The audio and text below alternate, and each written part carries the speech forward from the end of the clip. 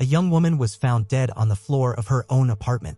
The police began an investigation and immediately uncovered several very alarming facts.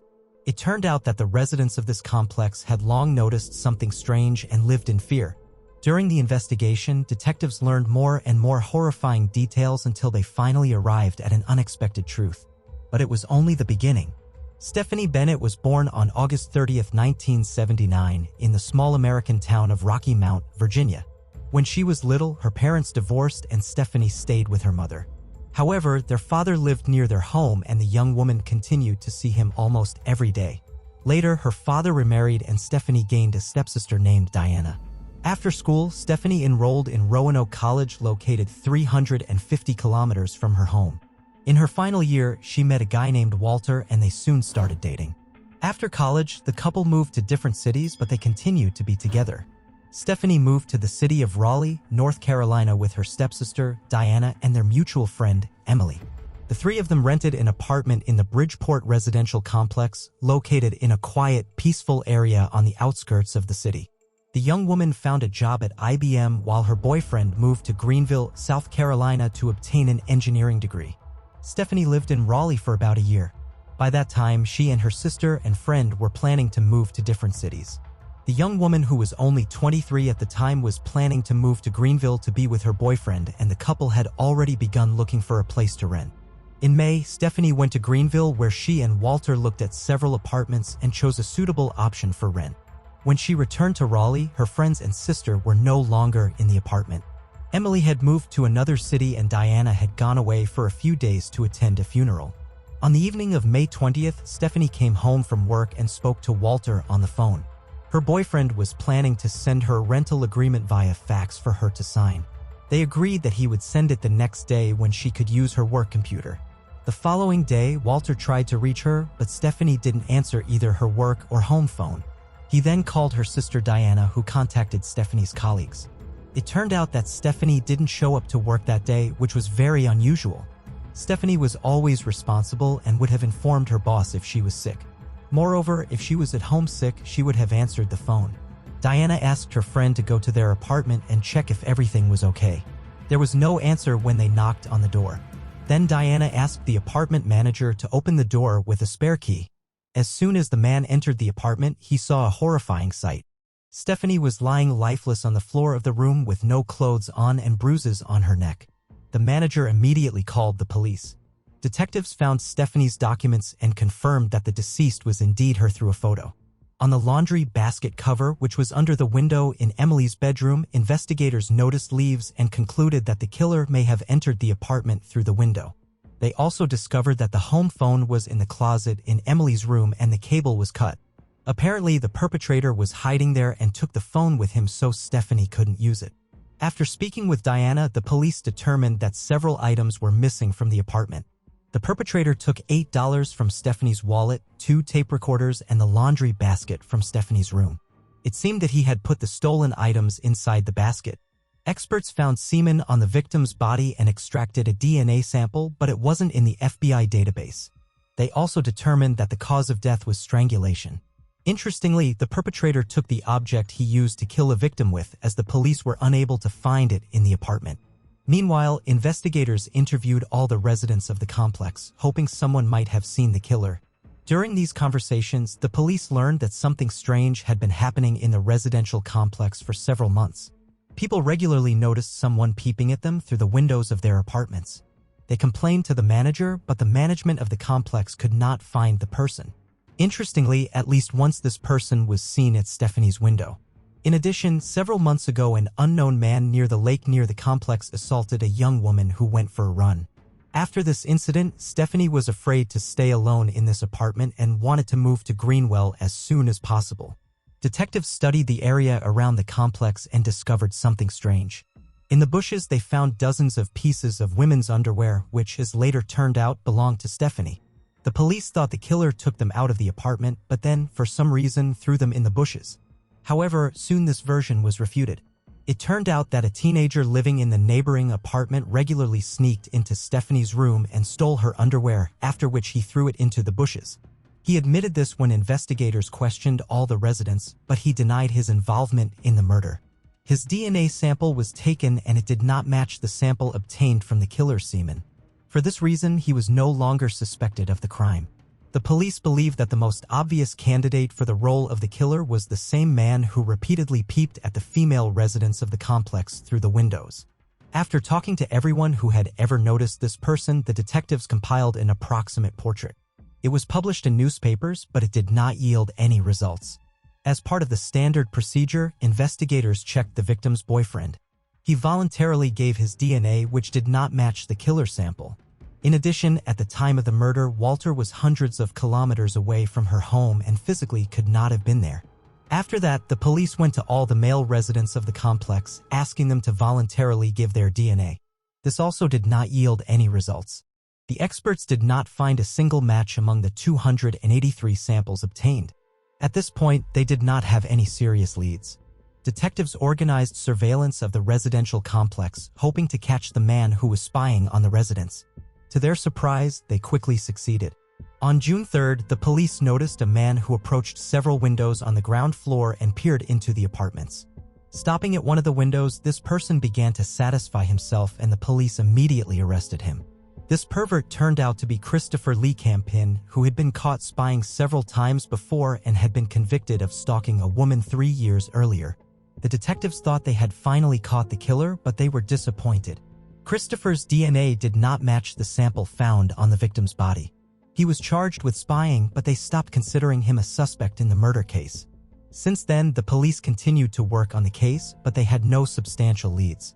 A year later, the lead detective heard about a lab in Florida that could determine a person's ethnicity based on their DNA.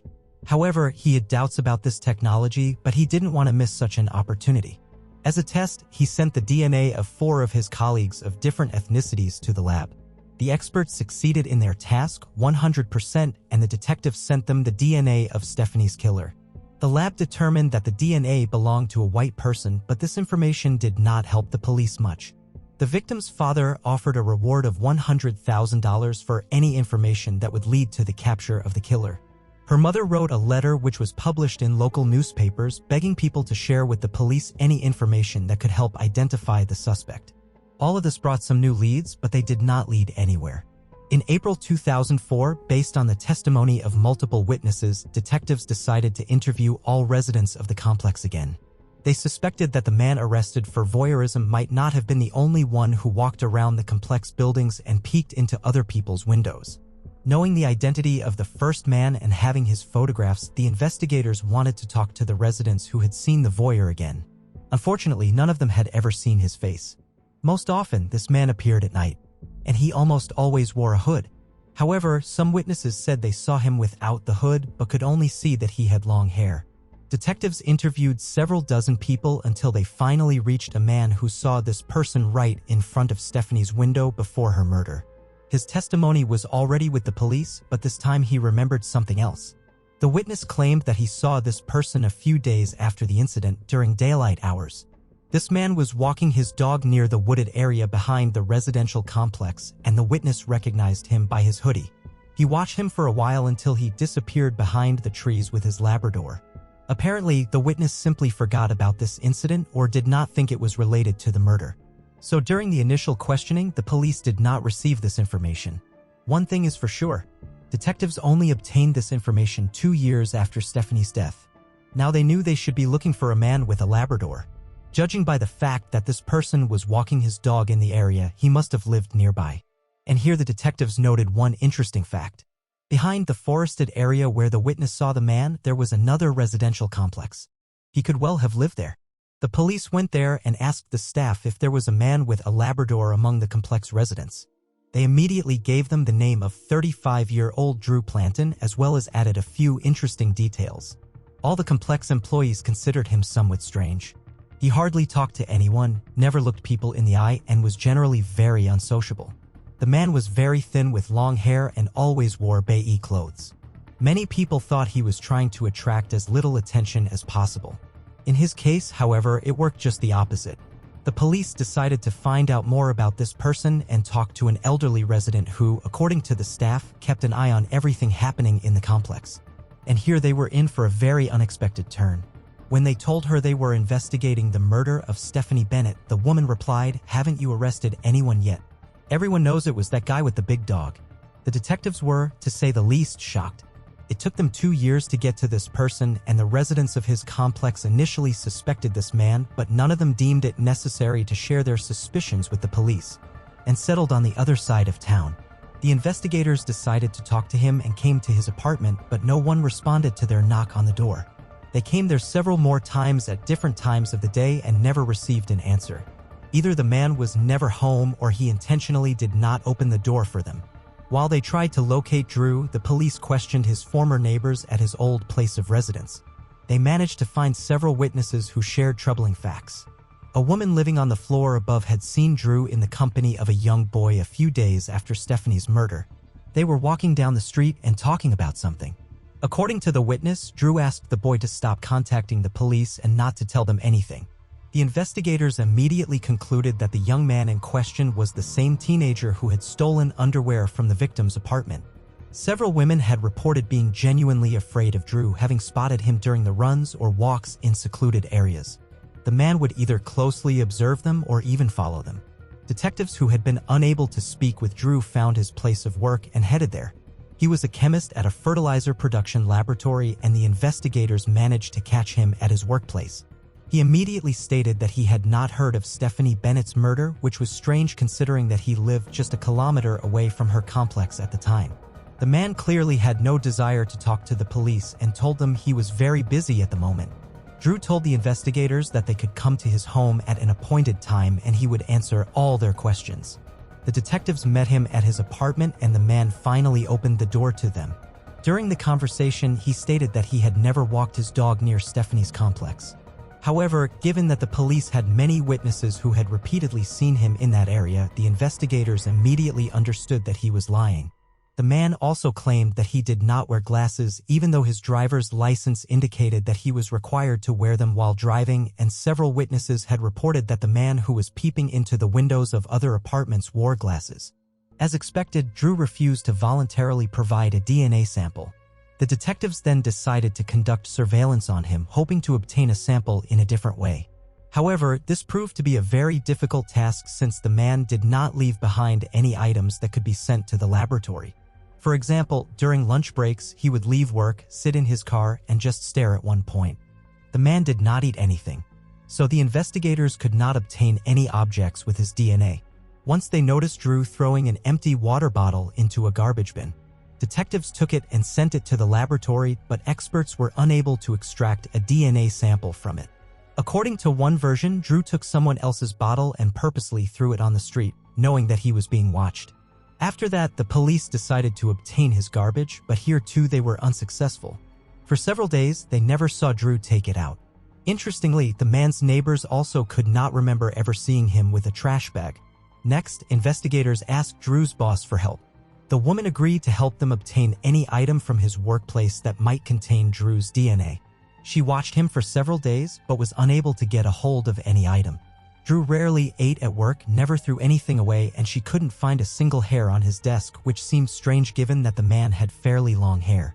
Investigators were already convinced that Drew was intentionally covering up all traces to prevent them from obtaining his DNA. One day, the boss saw him tying his hair back with a rubber band and then bending down to pick up all the hairs that fell in the process. After that, the woman decided to invite him for a lunch break at a cafe to supposedly discuss some work matters.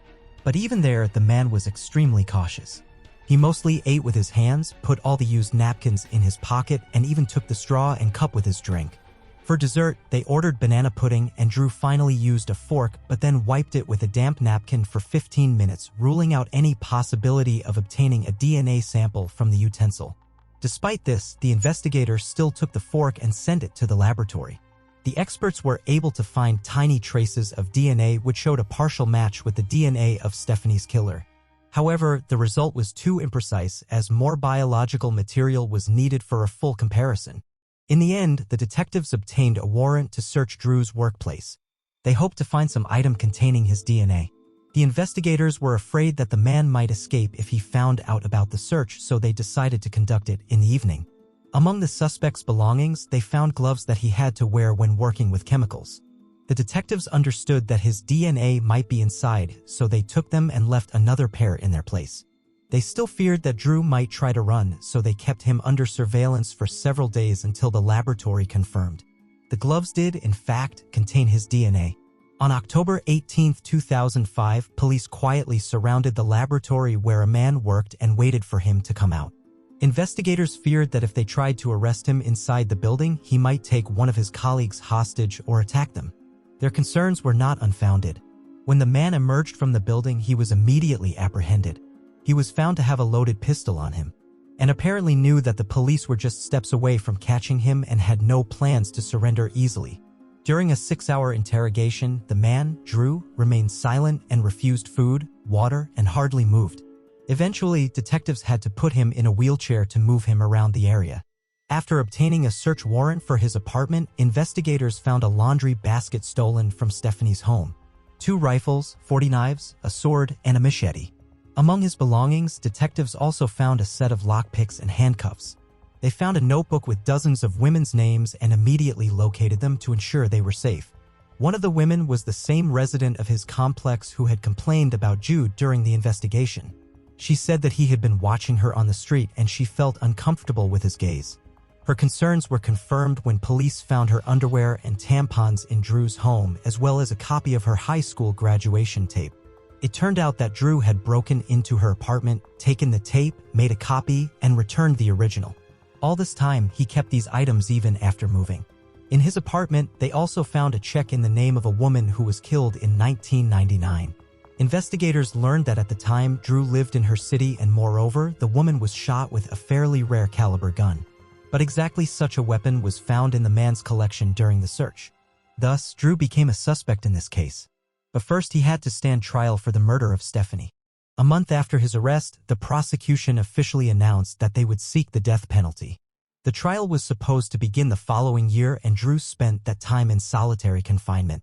But the trial never happened. On January 1, 2006, a man was found dead in the same cell. Despite all precautions taken, he managed to end his life. Investigators had no doubt that Drew had killed Stephanie Bennett. But after a search of his house, the inevitable question arose. How many other victims could this person have had? At the very least, he was highly likely to have been responsible for the woman's murder in 1999. But detectives were practically certain that Drew could have been involved in other crimes. After carefully studying his biography, the police discovered several interesting facts. Drew grew up in a complete family with 3 brothers. Their father constantly humiliated and beat the children until the mother fled with them to another state. As a result, Drew became a very withdrawn teenager, and this only intensified in the future. Despite this, he received a good education and got a decent job as a chemist. His colleagues said he was very smart, but his social skills were practically non-existent. He had no friends, he didn't talk to anyone at work, and always tried to keep as far away from the team as possible. Interestingly, Drew's own brother also had a criminal record. He peeped at women with a hidden camera and received a suspended sentence. In 2008, Drew's mother sued the state government, accusing the authorities of causing her son's death. However, the judge concluded that the prison staff had taken all prescribed precautions and could not stop the man. Stephanie Bennett's father tried to sue the management of the residential complex for ignoring residents' reports of a peeping Tom and not paying enough attention to the safety of residents on the premises. In his opinion, there was not enough lighting around the building at night and anyone could walk there unnoticed. He also learned that the window in his daughter's apartment had been broken, but the complex management did not rush to fix this problem even though it was their direct responsibility. But in the end, the man himself refused these accusations, not commenting on his decision. Thus, this complex and confusing case was ultimately solved. Police to this day wonder how many other victims could Drew have had. The available information indicates that the man was prone to serial crimes, but after his death it became practically impossible to find out the truth. Share your opinion in the comments. Don't forget to like this video if you liked it.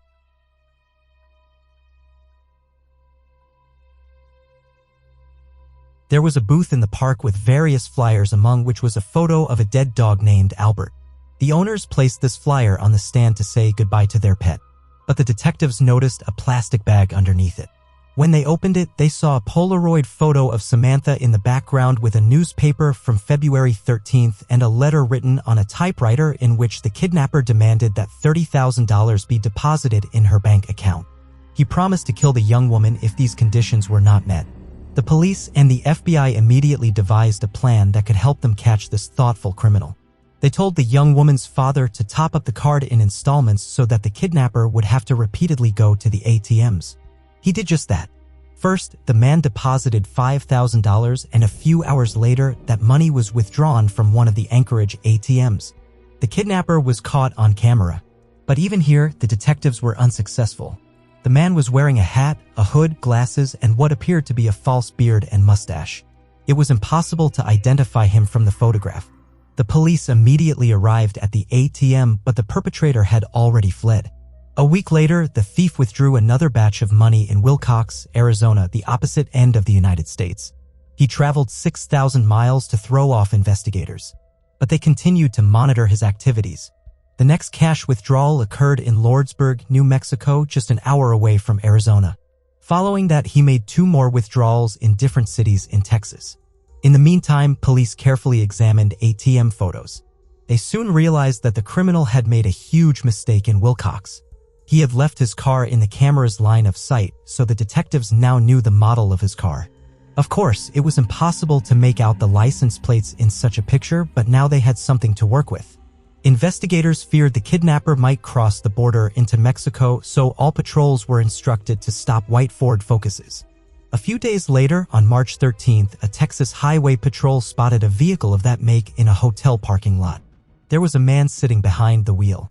The officer decided to wait for him to pull up and follow him. Soon the man drove out of the parking lot and along the highway. As soon as the driver exceeded the allowable speed limit of 3 miles, the patrolman ordered him to pull over at the curb. This was done to put the suspect's vigilance to sleep.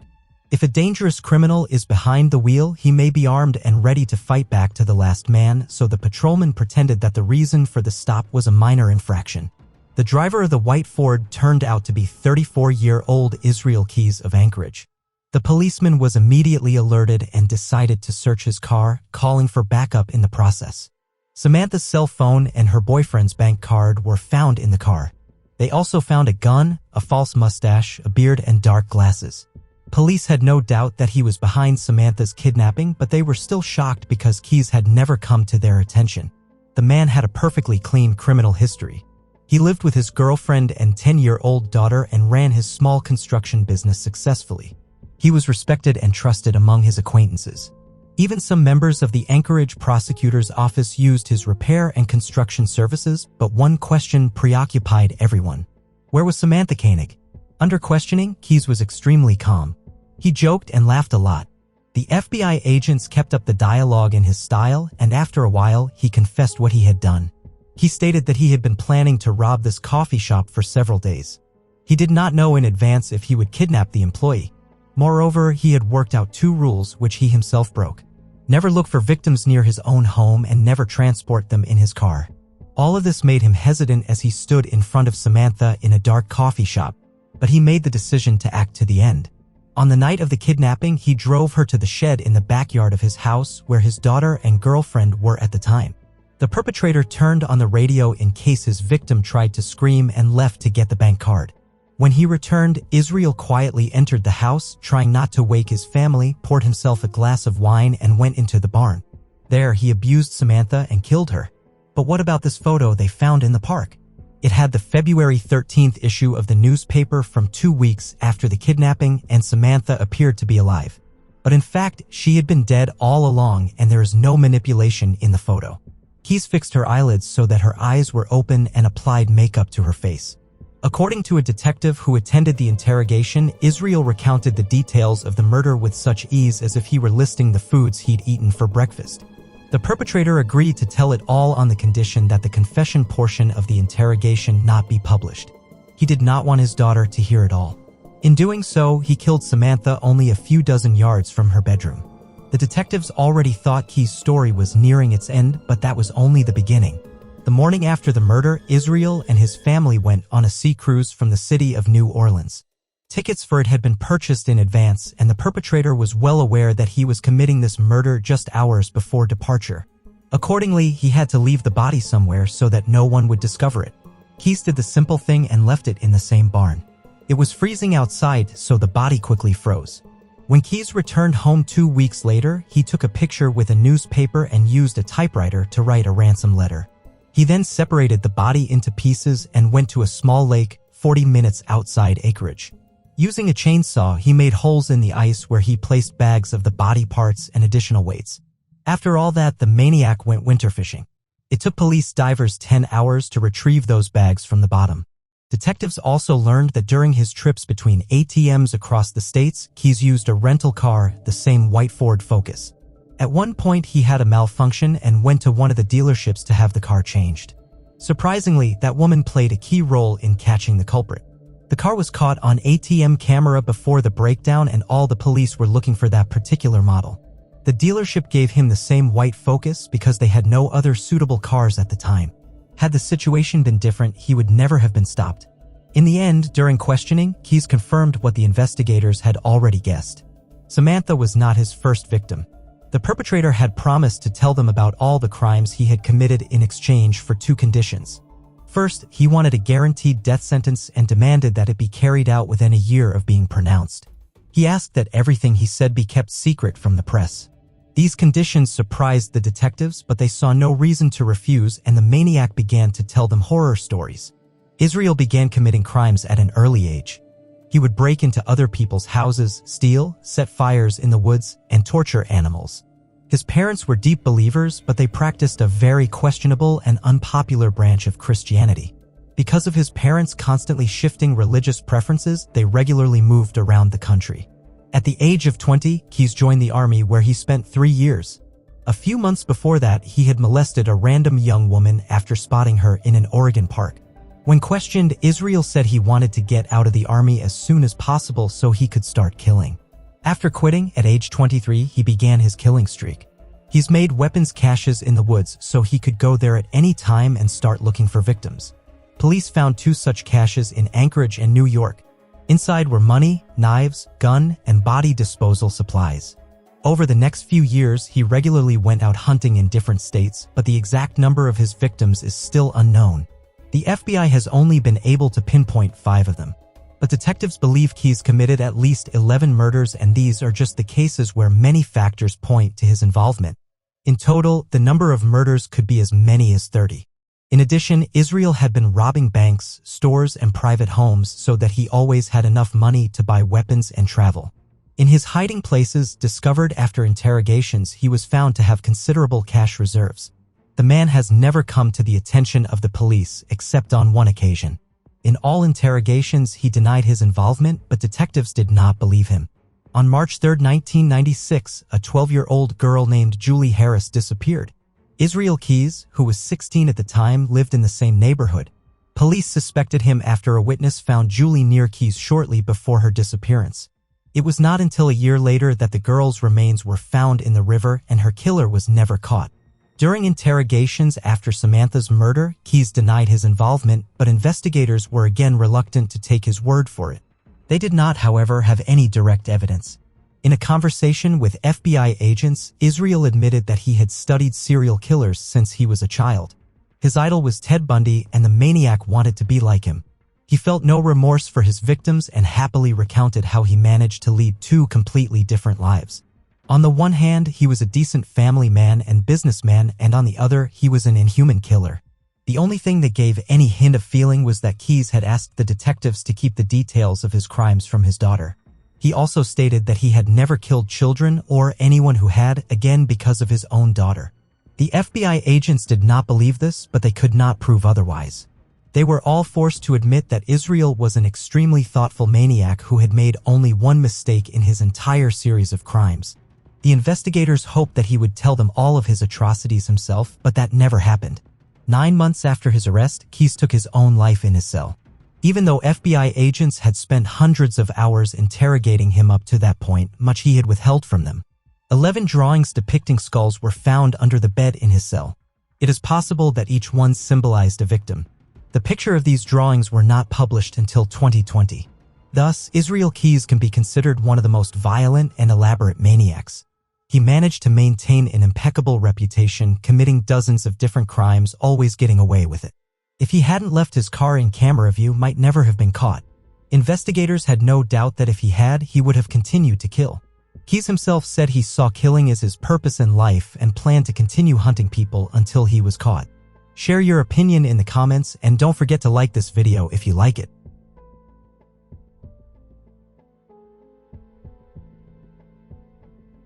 An 18-year-old young woman drove her car to another city and disappeared without a trace, and a week later her body was found in a river. The police had no suspects, and her car could not be found for years. Only 14 years later did the young woman's relatives learn the gruesome truth.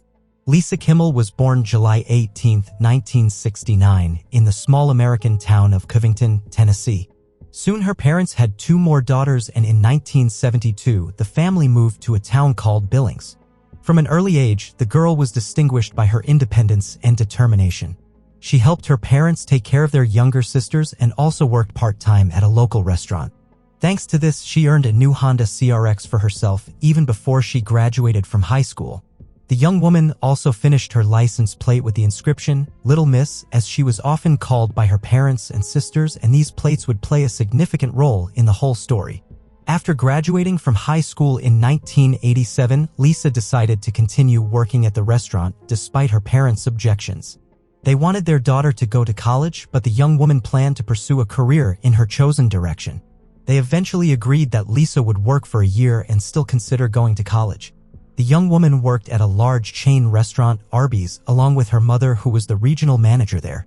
And soon after graduation, Lisa was offered a management position herself, but already in another city. She was to go to the suburbs of Denver, about 900 kilometers from home, and manage a restaurant there. For the 18-year-old young woman who had just graduated from high school, it was a serious challenge, but Lisa accepted without a shadow of a doubt. In addition, her mother frequently traveled to Denver for work, and they saw each other almost every week. Sometimes the young woman herself drove to her family's house in Billings. The restaurant where Lisa worked was in a town called Aurora. She quickly settled into her new place, rented an apartment, and was generally excited about her new life. She made new friends and a few months later started dating a guy named Ed. He often went to Aurora but lived 800 miles away. On Friday, March 25, 1988, Lisa was getting ready with anticipation for the weekend she had big plans for. She was going to go to Billings and take her boyfriend with her to finally introduce him to her family. He lived in Cody, Wyoming, which was along her route. Lisa planned to pick him up and drive on with him from there. She left Aurora at about 4 p.m. She had about 7 hours to drive to the boyfriend's house. After driving about 400 kilometers, Lisa reached Douglas, Wyoming. Apparently, she was in a big hurry, because at 9 p.m. a police officer stopped her car for speeding. According to his radar readings, Lisa was going about 140 kilometers per hour. He gave her a $120 fine, which state law required her to give to the officer on the spot. Lisa didn't have that amount with her, so the police officer suggested she withdraw the money from the nearest ATM near the road. They got there, but the terminal did not support Lisa's bank card. According to the rules, the police officer had to detain the offender, who was unable to pay the fine. But the man agreed to let Lisa go on the condition that she send the check to the local police department. The young woman got into her car and drove on. It was about a 4-hour drive from Douglas to her boyfriend's house. He never waited for her that night and toward morning and fell asleep. When he woke up at about 7 a.m., Lisa was still gone. In those days, there were no cell phones, so he had no way to contact her. Instead, the guy started calling the police departments of the 2 states. He gave them information about Lisa and her car, wondering if anything had happened. The police accepted the information but would not file a missing persons case. The reason for this was the fact that Lisa was 18 years old and too little time had passed since she disappeared. The guy waited a few more hours and then started calling mutual friends. None of them knew where she was missing. He also called Lisa's boss and then tried to contact her parents, but they were not at home. They came back hours later and their phone was ringing off the hook. Several people tried to contact them at once to see if they had heard from their daughter. At first, the parents thought Lisa had just been delayed and was still on the road. She had traveled this route many times before, and it was hard to imagine that anything could have happened to her, but time passed and she was still gone. By then her parents had called Ed and called him over to their house. The first meeting that Lisa had planned for so long happened without her and under such unsettling circumstances. 2 days passed. The young woman was still unreachable and the police refused to start looking for her. According to the law, it was necessary to wait 72 hours before filing a missing person report. The parents decided not to sit idly by and start searching on their own. Lisa's father hired a light aircraft pilot to fly along the road where the young woman was supposed to be. He hoped this would help locate her car, but the search was unsuccessful. The father also drove part of that route in his car, but he was unable to find any sign of Lisa. The family did not stop there. The young woman's parents contacted a private investigator they knew who had previously worked for the police. Thanks to his connections, he was able to convince the local police department to take an early missing person report.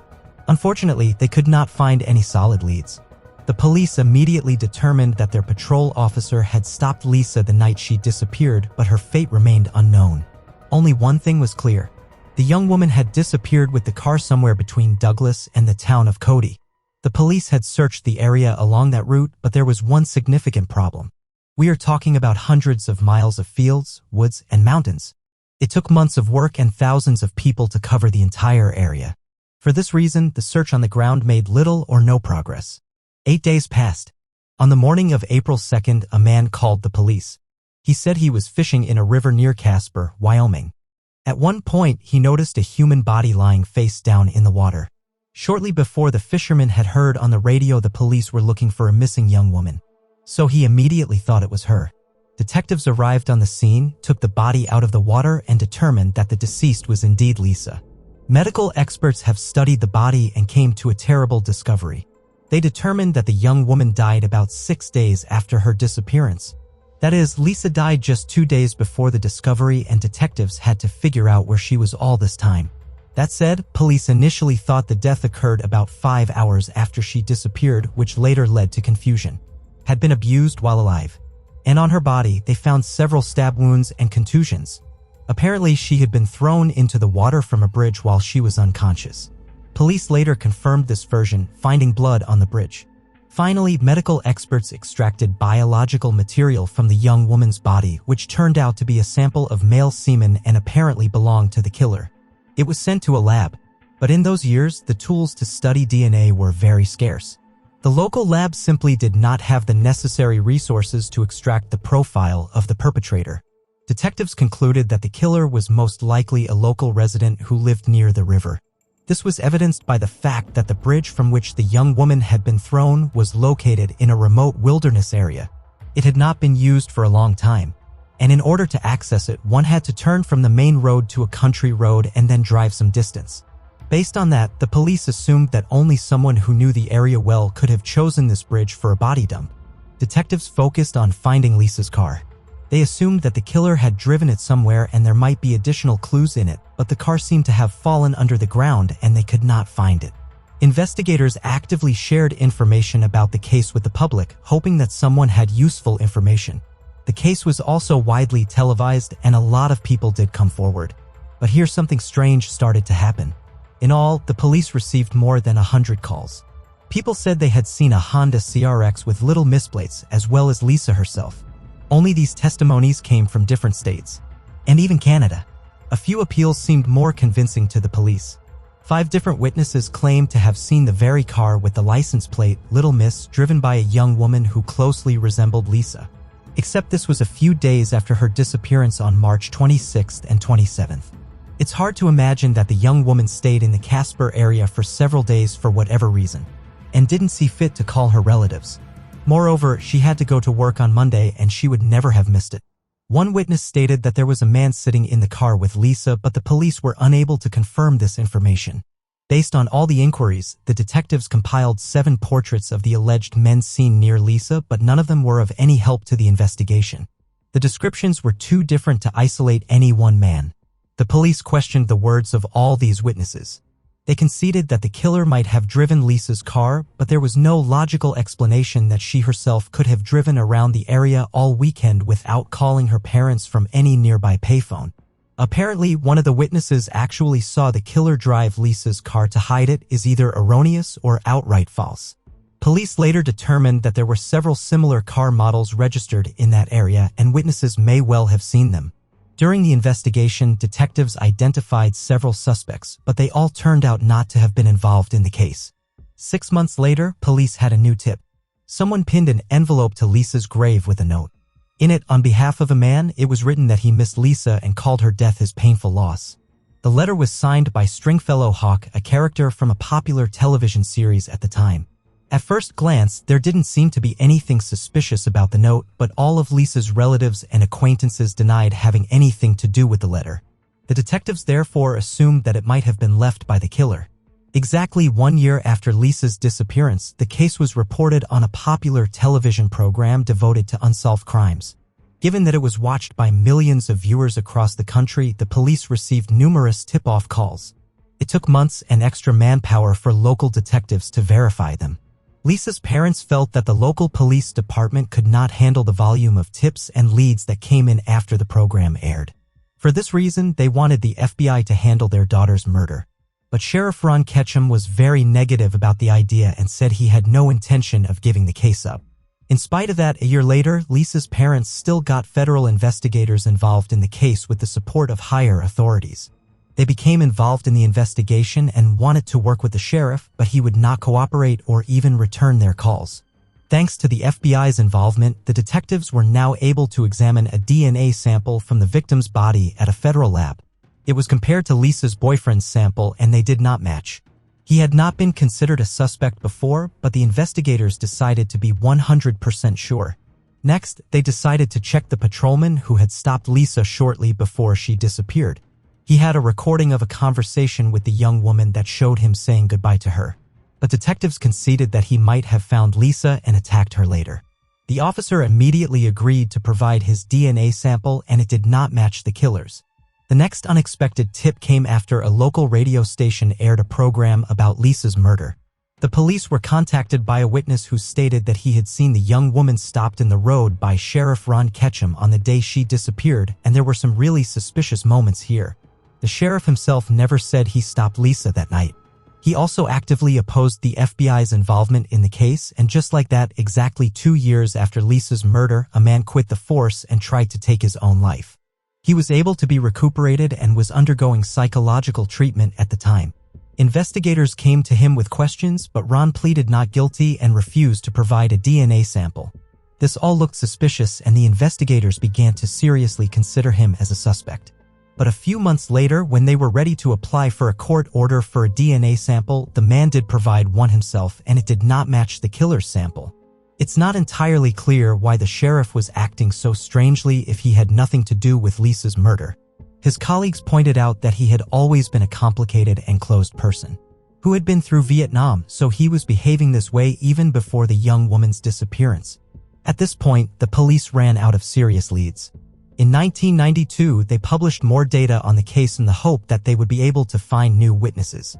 According to the main version of the investigation, there could have been several perpetrators, most likely one man kidnapped and killed Lisa, but someone helped him get rid of the car. Investigators also believed that the young woman was kidnapped during a traffic stop at a gas station or somewhere else.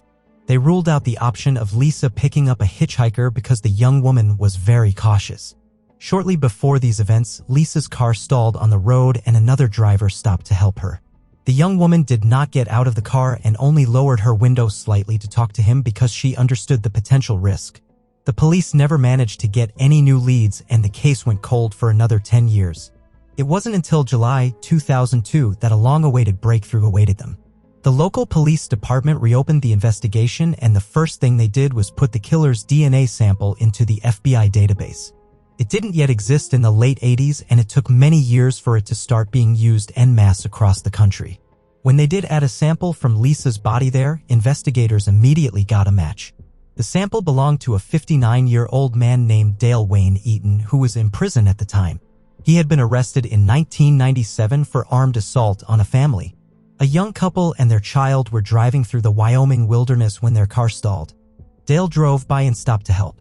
He inspected the car and said there was no way to fix it on the spot. So we offered the family a ride to the nearest service station which supposedly belonged to his brother. They agreed and got into his van, and a few miles later, Dale said he was tired and needed to sleep. He asked the woman to drive, and he got into the back of the van himself. When the car moved, he pulled out his rifle and ordered the woman to pull off onto a country road. But the woman twisted the wheel so hard that Dale lost his balance and dropped his weapon. They got out of the car, and the perpetrator pulled out a knife. But at that moment, the father of the family grabbed the rifle and hit Dale with the buttstock. The family then got into his van and drove to the nearest police station. Detectives drove to the scene, located Dale nearby, and arrested him. During his trial, he was found to have a number of mental disabilities. So instead of going to jail, they sent him to a closed rehabilitation facility. The idea of the authorities was that he would spend several years there, during which time he would be held to get on with his life, learn a profession, and so on. However, he escaped from there after a few months, for which he was arrested and sent to prison for 5 years. The important thing here is that before he was incarcerated, a DNA sample was taken from Dale and entered into the FBI database. Finally got a match. He was 43 years old at the time of Lisa's murder and lived near that area. Upon examining Dale's background, law enforcement discovered an impressive list of offenses behind him. He committed his first serious crime at the age of 16. Dale sold a woman some watermelon and offered to help carry them home. When they entered the premises, the woman examined the watermelons and saw that they were rotten. She refused to pay for them, and after a brief argument, Dale stabbed her and then fled. The guy was arrested the next day and the court sent him to compulsory treatment. He was diagnosed with a number of moderate mental disorders. After receiving treatment, he kept changing jobs because he couldn't get a foothold in any job. Sometime later, he married and the couple had 3 children. The marriage was not happy. The couple quarreled constantly and divorced after 15 years. In 1996, he moved to a town called Minetta, just an hour away from Casper. There, his in-laws had several unfinished buildings and a bus converted to housing on the property. It was there that Dale settled in. There were no living conditions in that bus, except for a small bed. Once in a while, he would go to a neighbor's house to take a shower. As a result, there was an inveterate repeat offender before the investigation whose DNA was found on Lisa's body. But they wanted more evidence before they could charge him. Officers arrived at the precinct where he lived before his arrest. Several neighbors lived a short distance away, and one of them told the detectives an interesting story. According to him, around the same time Lisa disappeared, Dale dug a huge hole on his property. He said he was going to put in a septic tank, but that never happened. Investigators dug up the lot and found what they had already guessed. Lisa's car with little misplates was there. With all this in hand, the police set about gathering all the data they needed to build a win-win case against Dale, since they had more than enough time. While in prison, the man had killed his cellmate, so it would be a while before he got out. In April 2003, he was finally charged with the murder of Lisa Kimmel. The man refused to plead guilty, so the case went to trial. Because of the usual bureaucracy of the American judicial system, the trial did not begin until a year later. The prosecution summoned Dale's other cellmate to testify. According to him, the man confessed to him about Lisa's murder and told him all the details. The young woman allegedly saw him on the side of the road, stopped, and agreed to give him a ride. At one point, Dale began to molest her but was rebuffed. Then he pulled out a gun and ordered her to his house, where he held her for several days and then killed her. But no one believed this version. Lisa's parents said she would never stop at night in the middle of nowhere to take a hitchhiker. Either Dale lied to his cellmate or he made up the story himself to reduce his sentence for testifying. So he clearly had a motive to lie. According to the investigation, that's not what happened. Most likely Lisa stopped at a gas station and that's where Dale attacked her. They even named a specific gas station between Casper and Dale's house. Lisa had to drive past it on her way to Cody. Dale himself often drove there to use the public restroom and sink since he had no water on the property. Most likely he got into her car and used a gun to force her to drive to some remote location, then brought her back to his station and helped her in the bus. A few days later, he decided to get rid of her, stabbed her several times and dumped her in the water.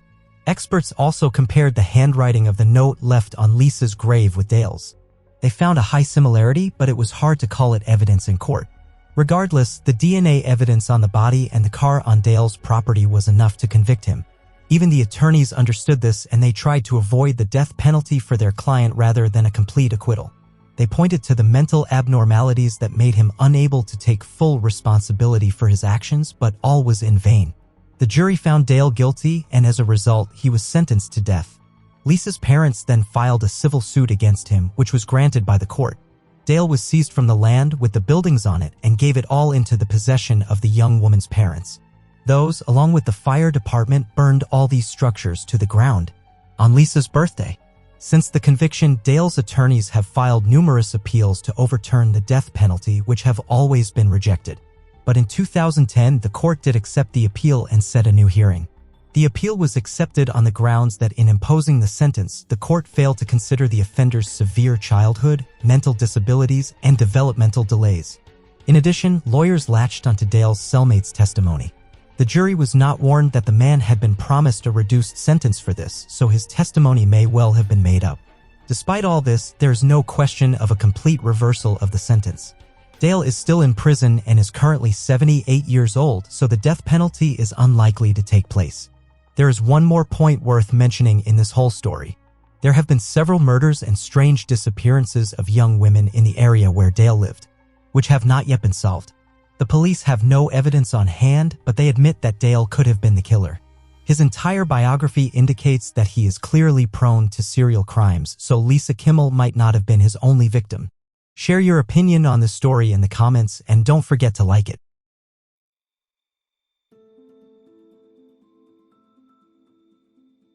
It took 25 years to unravel this eerie story. An American university student walked out of a party and disappeared without a trace. From the early days, the police had a suspect but could not prove his guilt.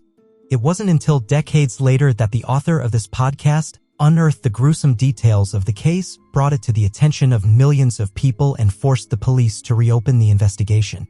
Kristin Smart was born February 20, 1977 in Augsburg, Germany, but moved to the United States with her parents, brother, and sister at an early age. The family settled in Stockton, California. Her parents worked as teachers for the children of U.S. military personnel. After graduating from high school in 1996, Kristin entered California Polytechnic University. In her spare time, she worked as a lifeguard at the recreation center on campus. On May 25, 1996, there was a big birthday party for one of the students at the fraternity house.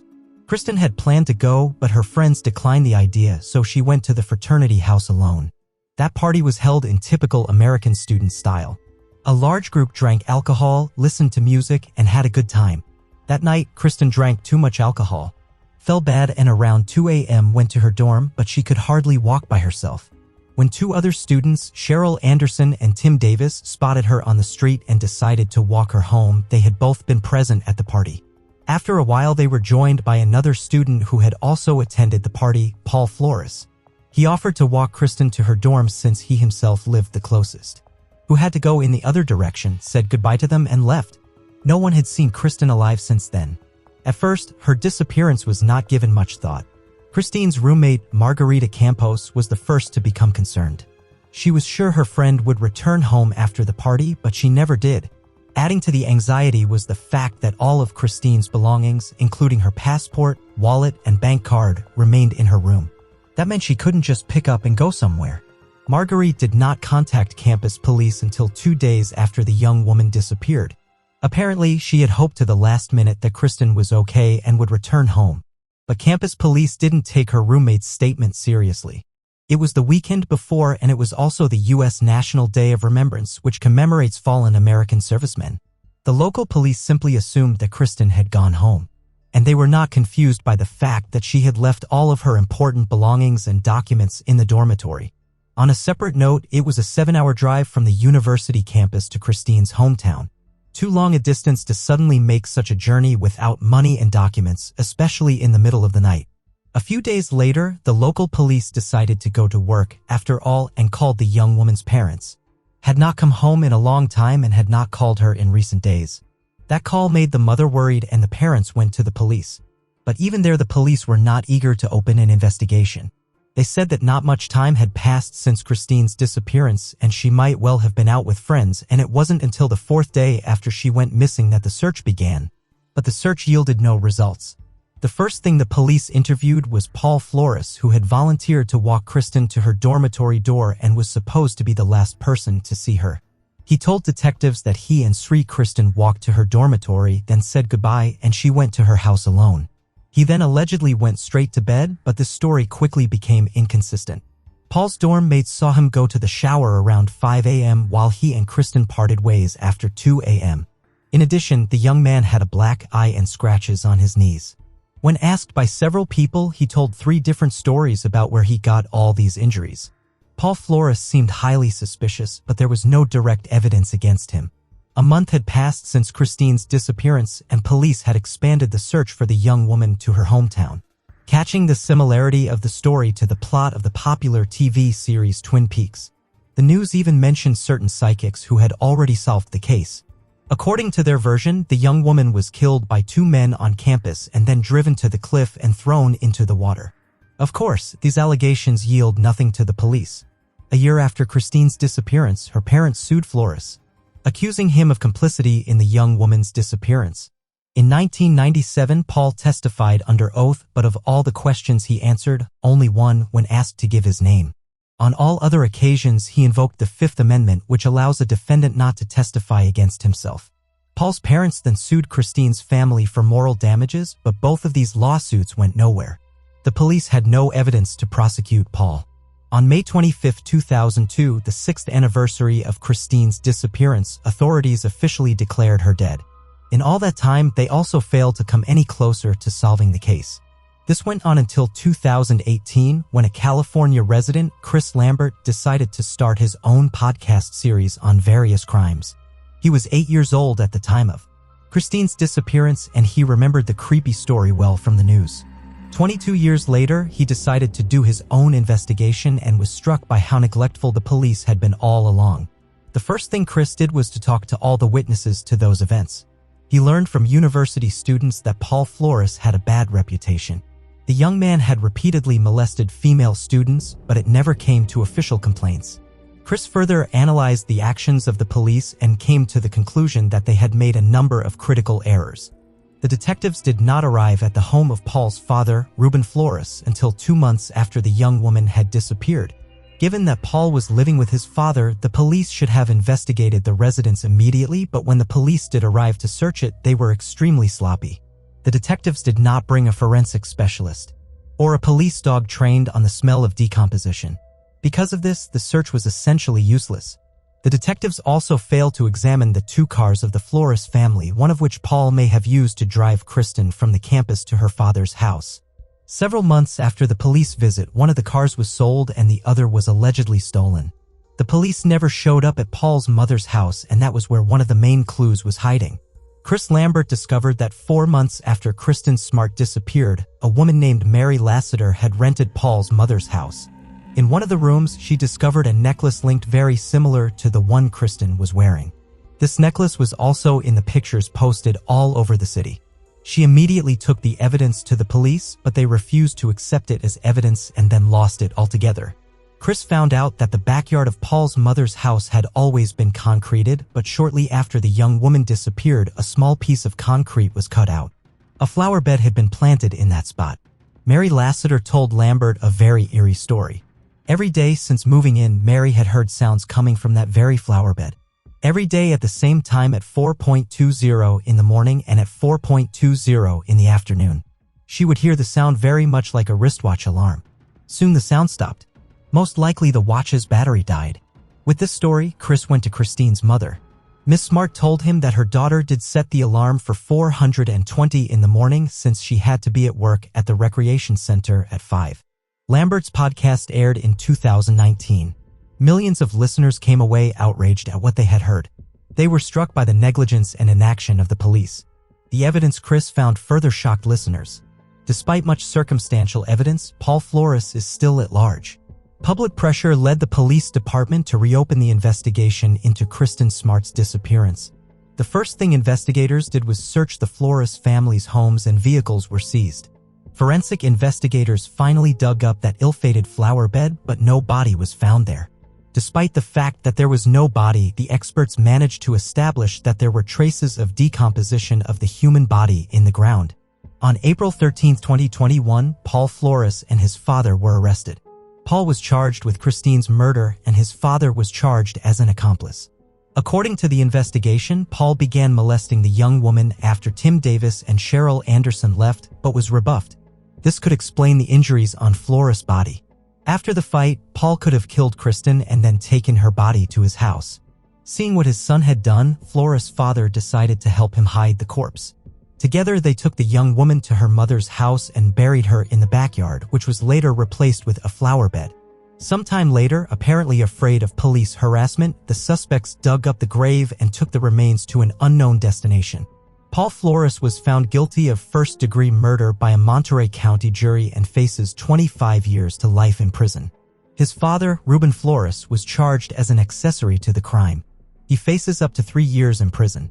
Kristin's parents issued a proclamation thanking Chris Lambert and all concerned people for their family's grief that even after many years of their daughter's disappearance, this case is finally solved. One thing they wonder is, didn't Flores' mother have any idea her son's crime had been committed? The flower bed that was unexpectedly planted in the backyard didn't raise any suspicions in her mind? Or maybe she had known all along what had happened that night, but out of love for her son, she had chosen to keep quiet. Of course, some questions would remain unanswered, but that didn't matter now. Perhaps one day the young woman's remains will be found and Kristin Smart will find peace. Share your opinion on the case in the comments. Also, if you liked the video, you can support it with a like.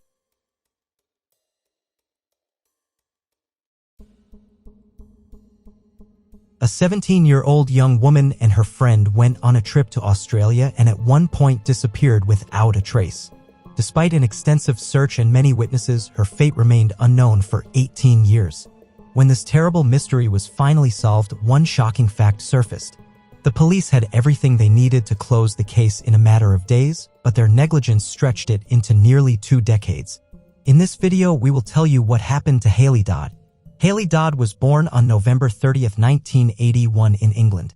When the girl was young, her parents, along with other children, moved to Australia, settling in the small town at Mandurah. The young woman was an excellent student, played sports, and planned to go to study to be a veterinarian or a school teacher. But before finally deciding on a choice of future profession, she wanted to travel around Australia. Graduating high school in 1999, at the age of 17, she set off on a trip to Western Australia with her best friend, Lisa. Their plan wasn't just to drive through local towns and attractions, but to spend a few months away from home. The young women were going to look for temporary jobs along the way to cover their living, food, and travel expenses. They planned a hitchhike between didn't sound like such a dangerous idea. At the time, there had been a number of murders of young women hitchhiking in the country, but compared to the overall number of people hitchhiking safely, these crimes did not cause any mass fear. However, Haley feared that her parents would not allow her to travel that way even in the company of a friend. For this reason, she assured them that she planned to travel by bus. At the end of July, she and Lisa traveled to a town called Dungara. There they were going to work as day laborers on a local farm. They were staying at a camping site where they could get a place to sleep for a small fee. Such places are in high demand in Australia, mainly because of their cheapness. A few days before going to work, Haley decided to use the remaining free time and go to a farm to family friends, which was 200 kilometers away. She decided to hitchhike to it, and Lisa didn't want to let her go alone. But Haley insisted she had nothing to worry about and would be back in a few days. To say goodbye, Lisa gave her folding knife for self-defense and some change so Haley could call her from the phone booth. After saying goodbye, she hit the road at about 8 a.m. Family friends at the farm awaited her arrival, but Haley never showed up. Worried, they called her mother and informed her. The woman feared something might have happened to her daughter, so she immediately called the police. The first thing she did was to dial an emergency number and describe the situation. After listening to her story, the operator thought that nothing urgent had happened, so she advised her to go to the local police department and file a missing person report. So she did. The detectives began their search for Haley, beginning to reconstruct the chronology of events. The first thing they did was arrive at the campsite where Lisa was staying. She was mortified at the news that her friend had never made it to the farm, but the young woman was able to give the police a comprehensive introduction. She accurately described all the clothes Haley was wearing that day and even drew a sketch of the earrings she was wearing for the police. Haley had bought these earrings a few days before the incident. She and Lisa had gone to the store to treat themselves to some inexpensive items, and the young woman was attracted to this jewelry. At that time, she couldn't have imagined that those earrings would be the key to solving this terrible mystery of her disappearance. Detectives disseminated information about the missing young woman along with her description. Haley looked much younger. She was 152 centimeters tall and weighed just over 40 pounds. The police were able to locate the first witness fairly quickly. It turned out to be the truck driver who had given her a ride that day. According to the man's story, she had knocked on his cab window at a gas station and asked for a ride to Myra, a town near where there was a farm. The trucker was on his way to another town, but he agreed to give her a ride most of the way.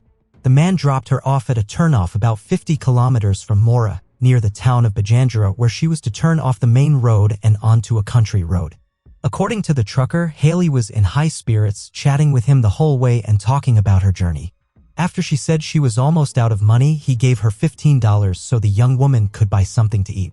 The man also left her his number in case she hitchhiked back.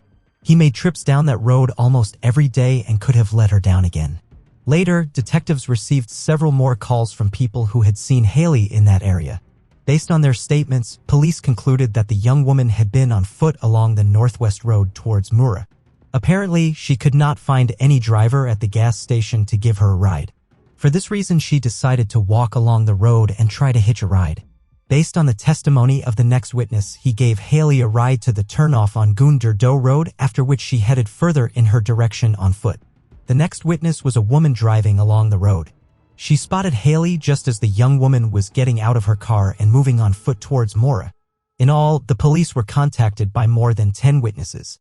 After putting their statements together, detectives concluded that the young woman was last seen at about 12 noon on the northwest road, about 50 kilometers from Myra. There was another witness, though. He had not seen Haley but still shared a disturbing observation with police. The man pulled over on the side of the northwest road because his engine was overheating. At one point, he heard a dog barking, followed by a piercing female scream. He couldn't see the source of the sound as it might have been far enough away. The road passed through an empty flat area where there was virtually no extraneous noise. With all this information at hand, the police's prognosis was disappointing from the start. Lead detective Eddie Rode decided that they should look for the body and not consider the possibility that Haley might be alive. But management forbade him to investigate in such a manner, leaving it to the status of the search for the missing person. It's worth clarifying here that a murder investigation would have given the police more options than a missing person investigation, but the police had no leads that could help them get on the young woman's trail. So they quickly set about looking for potential kidnappers. In a short time, they were able to identify who lived in the area, but eventually the police focused on 3 men. One worked as a teacher at a local school, another was a part-time gardener there, and the third lived not far from where Haley disappeared. When questioned, each of them pleaded not guilty and provided alibis. The police could not conclude with certainty of their innocence, but they could not find any evidence to the contrary. But soon the situation changed dramatically. The investigators were approached by a neighbor of one of the suspects, a 43-year-old school gardener named Francis Wark. He told them that the day Haley disappeared, Francis borrowed his car to go shopping in Myra. When the man returned home around 1 p.m., a neighbor noticed damage inside the car. The turn signal knob was broken, and the dashboard also showed signs of impact. The neighbor didn't even have time to ask what happened to the car. Francis came home, done with the shopping bags in the kitchen, got on his motorcycle and drove off. This story seemed strange to the police, and they decided to re-interview Francis. The man said that at the time of Haley's disappearance, he was many kilometers away from the alleged place of her abduction. According to his story, after returning home, he immediately went to a party in the city of Perth on his motorcycle.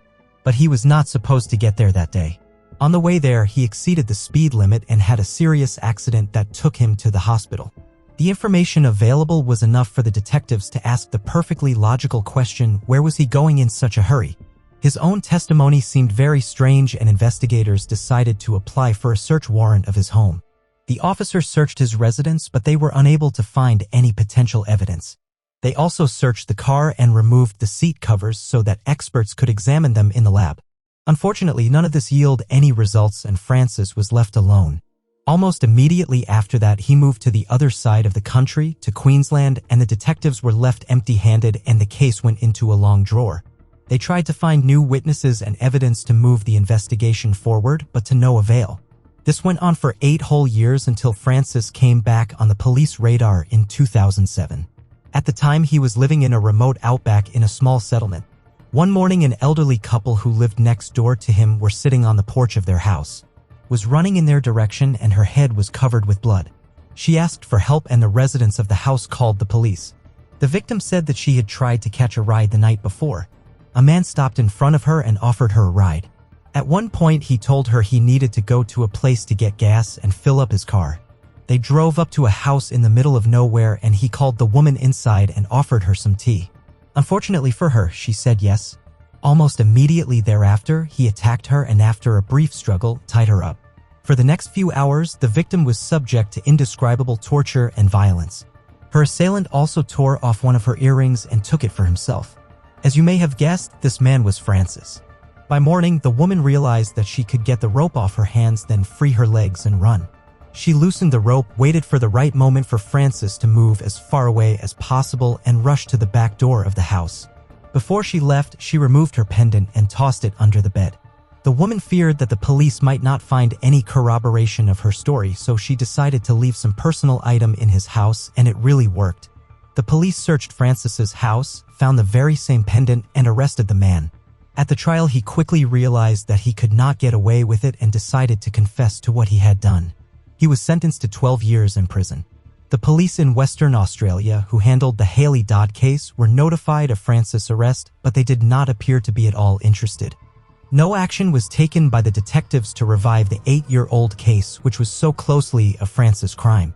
Only through the insistence of Haley's mother did the detectives agree to reopen the case, but they quickly concluded that there was still no evidence against Francis, which meant there was nothing they could do about it.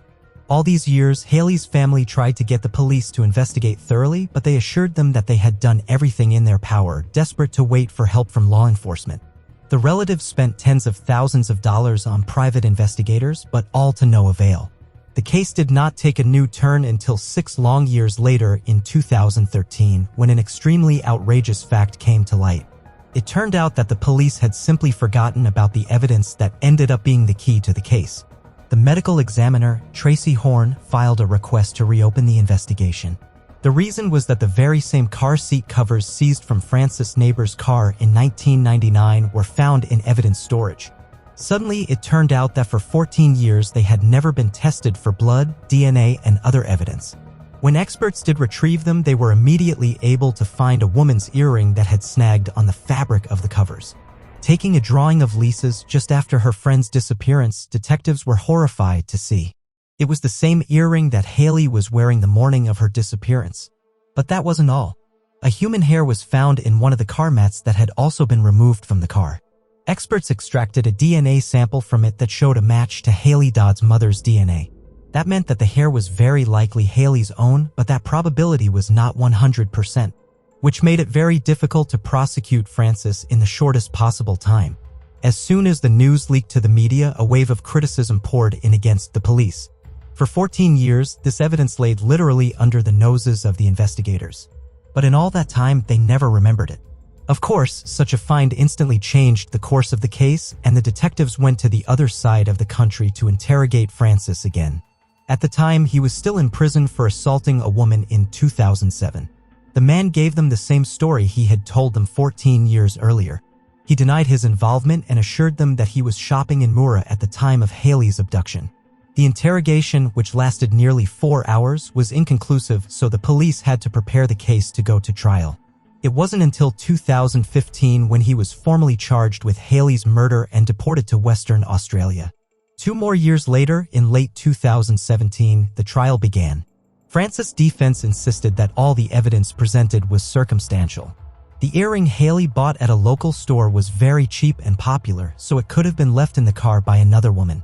The hair found in the car showed an almost 100% match to Haley's DNA, but not an absolute exact match.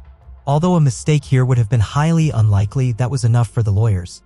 But all these arguments seemed unconvincing to the judge. Perhaps Francis would still have had a chance to get away with it if not for his crime in 2007. But then he didn't just kidnap a woman who was hitchhiking, he also took her earring. The prosecution believed that the man was collecting the victim's earrings as trophies, which only increased the suspicion against him in the end. As a result, the judge found him guilty of kidnapping and murdering Haley Dodd, sentencing him to 21 years in prison. All of this took place while his previous sentence was still pending. Francis was 62 years old at the time of his sentencing, but the story did not end there. The court believed Francis kidnapped and killed Haley, then hid her body, but it was never found. And the man himself refused to plead guilty. Haley's mother repeatedly asked the killer to tell her where he hid the body, but to no avail. And in 2018, she helped pass a new law that says murderers are not eligible for parole if they refuse to reveal the location of their victims' bodies. In 2020, another high-profile event occurred. The court granted Francis appeal to overturn his sentence and scheduled a new hearing. His lawyers again tried to insist that the man would not have had time to kidnap Haley between his trip to Myra and his return home, but the court felt that the time frame allowed him well enough to do so, especially given the rush with which he arrived home and immediately set off for Perth on his motorcycle. Moreover, the earring, along with the hair, were still on the list of key evidence against him. But Francis still managed to get a sentence changed. The court found him guilty of involuntary manslaughter, reducing his sentence from 21 years to 18 years. But thanks to a law passed in 2018, he would not be able to go free even after that time if he refused to identify the location of the body. There is another point in the whole story that keeps the detectives busy to this day. They are sure that many more women have become victims of Francis and that none of them managed to escape. This maniac could have been picking up young women on the roads for decades, and what happened to them next only he knows. One of the most likely similar cases is the disappearance of a woman in late 2005. She hitchhiked to another city and was never seen again. The detective handling the case is certain that Francis kidnapped her because he knew the victim personally, but there is no evidence at this time. Perhaps the police will find it again in their warehouse a few years later, but it won't make a difference to the perpetrator. If the police had examined the car more thoroughly, Francis would have been arrested back in 1999. Now we can only guess how many lives he ruined in the ensuing years, but sooner or later, the mystery may be solved. There's another creepy thing about this whole story. Remember that in the initial stages of the investigation, the police identified 3 main suspects, including Francis. Now, one of them killed his wife 5 months after Haley disappeared, and the other, who worked as a school teacher, turned out to be one of the worst child molesters in Australian history. Too bad the police had no way to stop them at the time. If you liked this video, don't forget to support the channel with a like and share your opinion in the comments.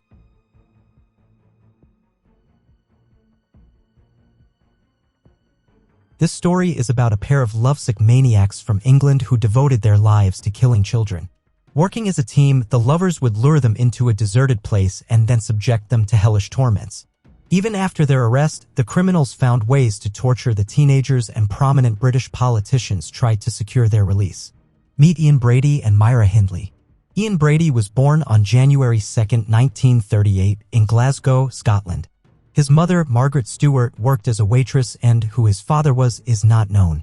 According to his mother herself, he was a local journalist and died 3 months before her son was born. Realizing that she herself simply cannot cope with the upbringing of a child, Margaret gave 3-month-old Ian to the Sloane family. They had 4 children of their own, but they accepted the boy.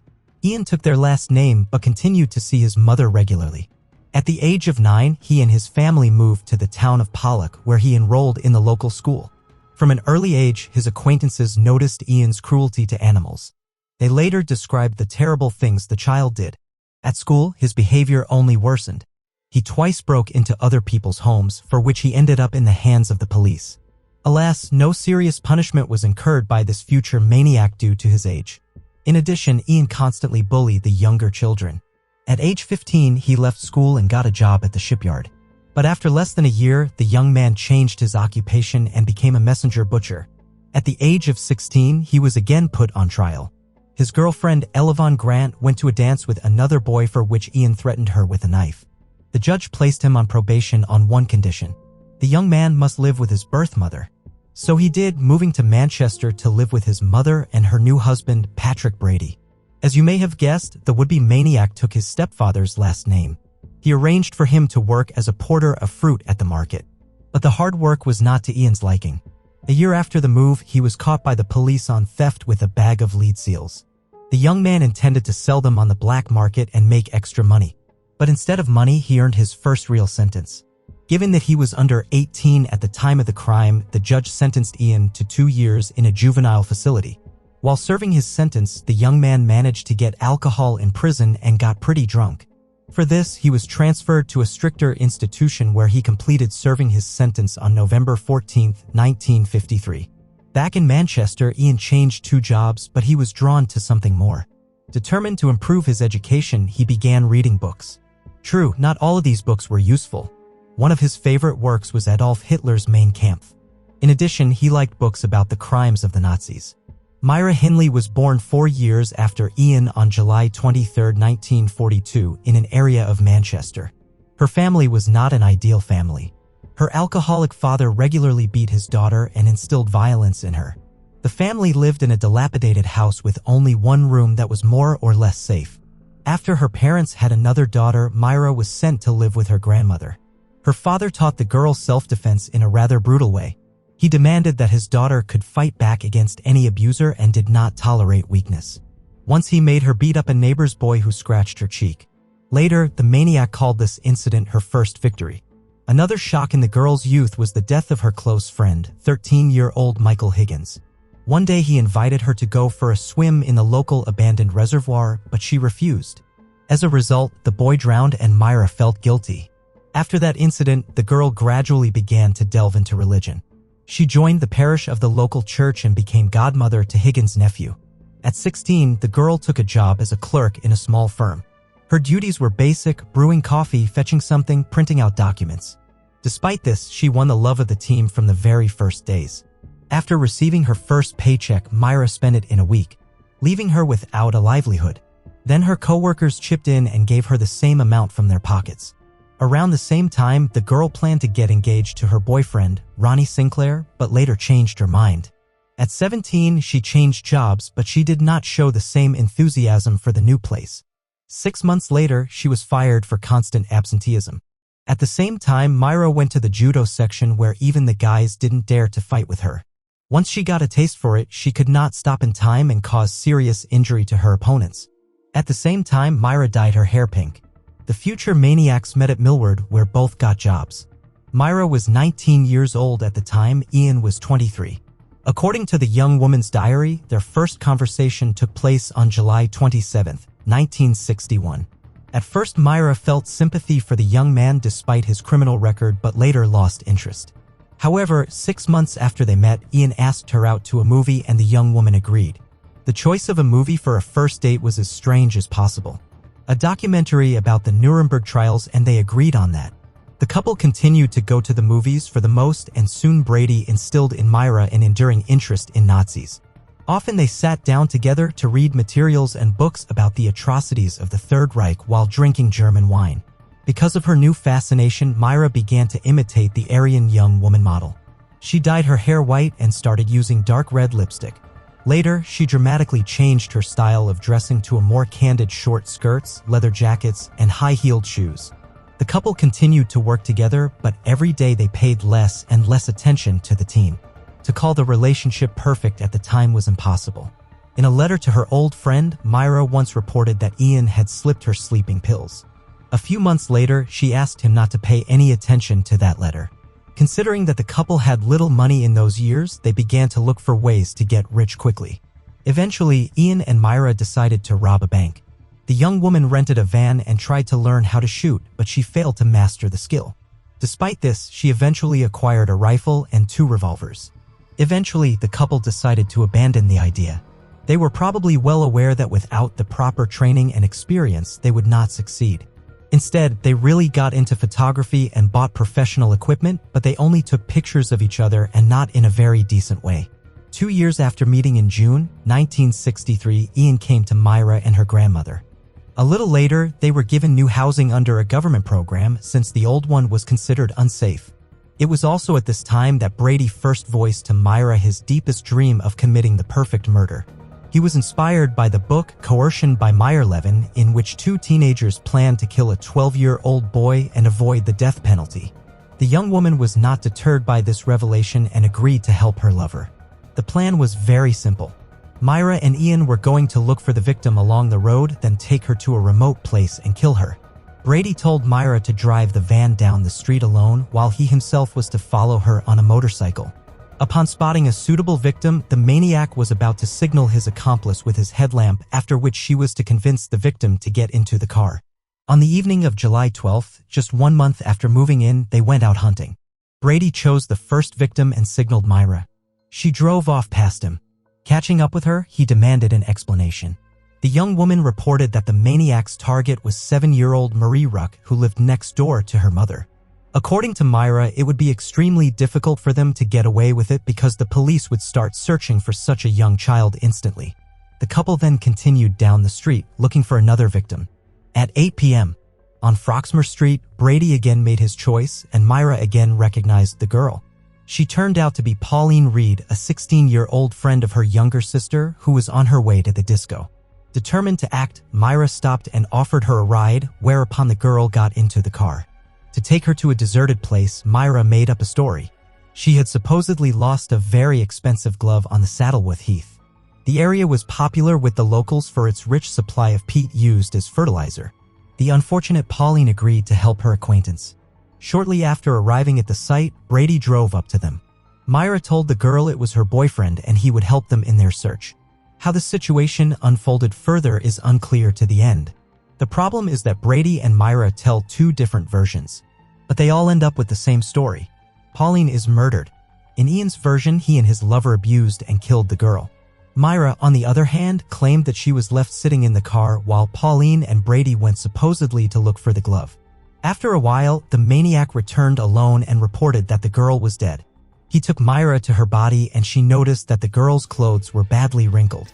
In my opinion, Myra's version makes no sense. What excuse would a 16-year-old girl have for going on a search with a guy she didn't know while Myra herself was sitting in the car? Most likely, with this story, the maniac was only trying to absolve herself of responsibility for direct participation in the murder. After burying the body, Myra and Brady loaded the motorcycle into the van and drove home. On the way, they spotted Pauline's mother and her brother looking for the girl. After a break of almost 6 months, the couple decided to act again, but this time they chose a 12-year-old boy. After spotting the victim in a store, they struck up a dialogue and offered the child a ride home. As an added incentive, Brady offered the boy a drink. Once in the car, he specified that the alcohol would have to be picked up at their house. A pair of maniacs asked the child to help find a fictional glove in Saddleworth. To his misfortune, the boy agreed. Next, the situation unfolded according to the same scenario. Hindley asserted that Brady had taken the child away from the car, abused, and killed him. The maniac once again stated that she was not present for all of this. 7 months later, on June 16, 1964, the couple similarly abducted 12-year-old Keith Bennett as he was on his way to his grandmother's house. He suffered the same fate of violence and murder. The police, who at the time were unaware of the existence of serial killers, first arrested the boy's stepfather but found no evidence against him. The next murder was also committed 6 months later on December 26, 1964. It is not quite clear whether they were able to sustain this cycle unintentionally or whether the pause was necessary to lull the police into a state of alertness. You would agree that if children started disappearing one after another in a relatively small town, law enforcement would throw all their energy into catching the maniac. But back to December 26th of that year, few days remained before the New Year and Christmas. And Ian and Myra decided to give their town another unpleasant gift. This time, the scenario has changed dramatically. They looked for their new victim on the playground. She was 10-year-old Leslie and Downey. Scattering bags and purchases near the car, the maniacs asked the girl to help with the collection. After they also asked her to help them bring the bags home, the girl agreed and was attacked as soon as she crossed the threshold. The couple abused the unfortunate child for a long time, right in her home. Having played with her, the sadist killed her and took the corpse to Saddleworth. Again, Myra assured that she was not present at the murder. The attentive viewer remembers that the couple lived with Myra's grandmother.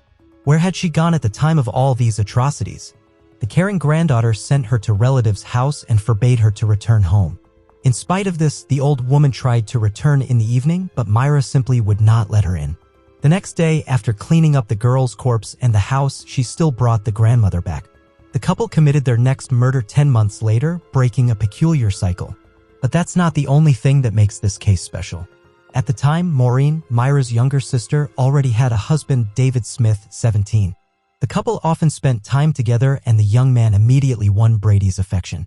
First of all, he was ready to listen with interest to everything the maniac said, speculations about Nazis, philosophical speeches, dreams about robbing a bank, and so on.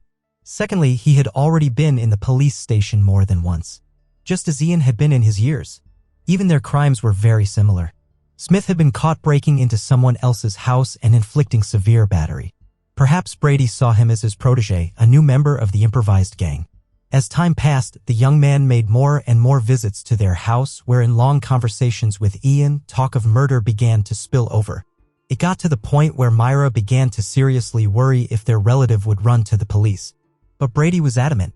He thought Smith was his own and trusted him.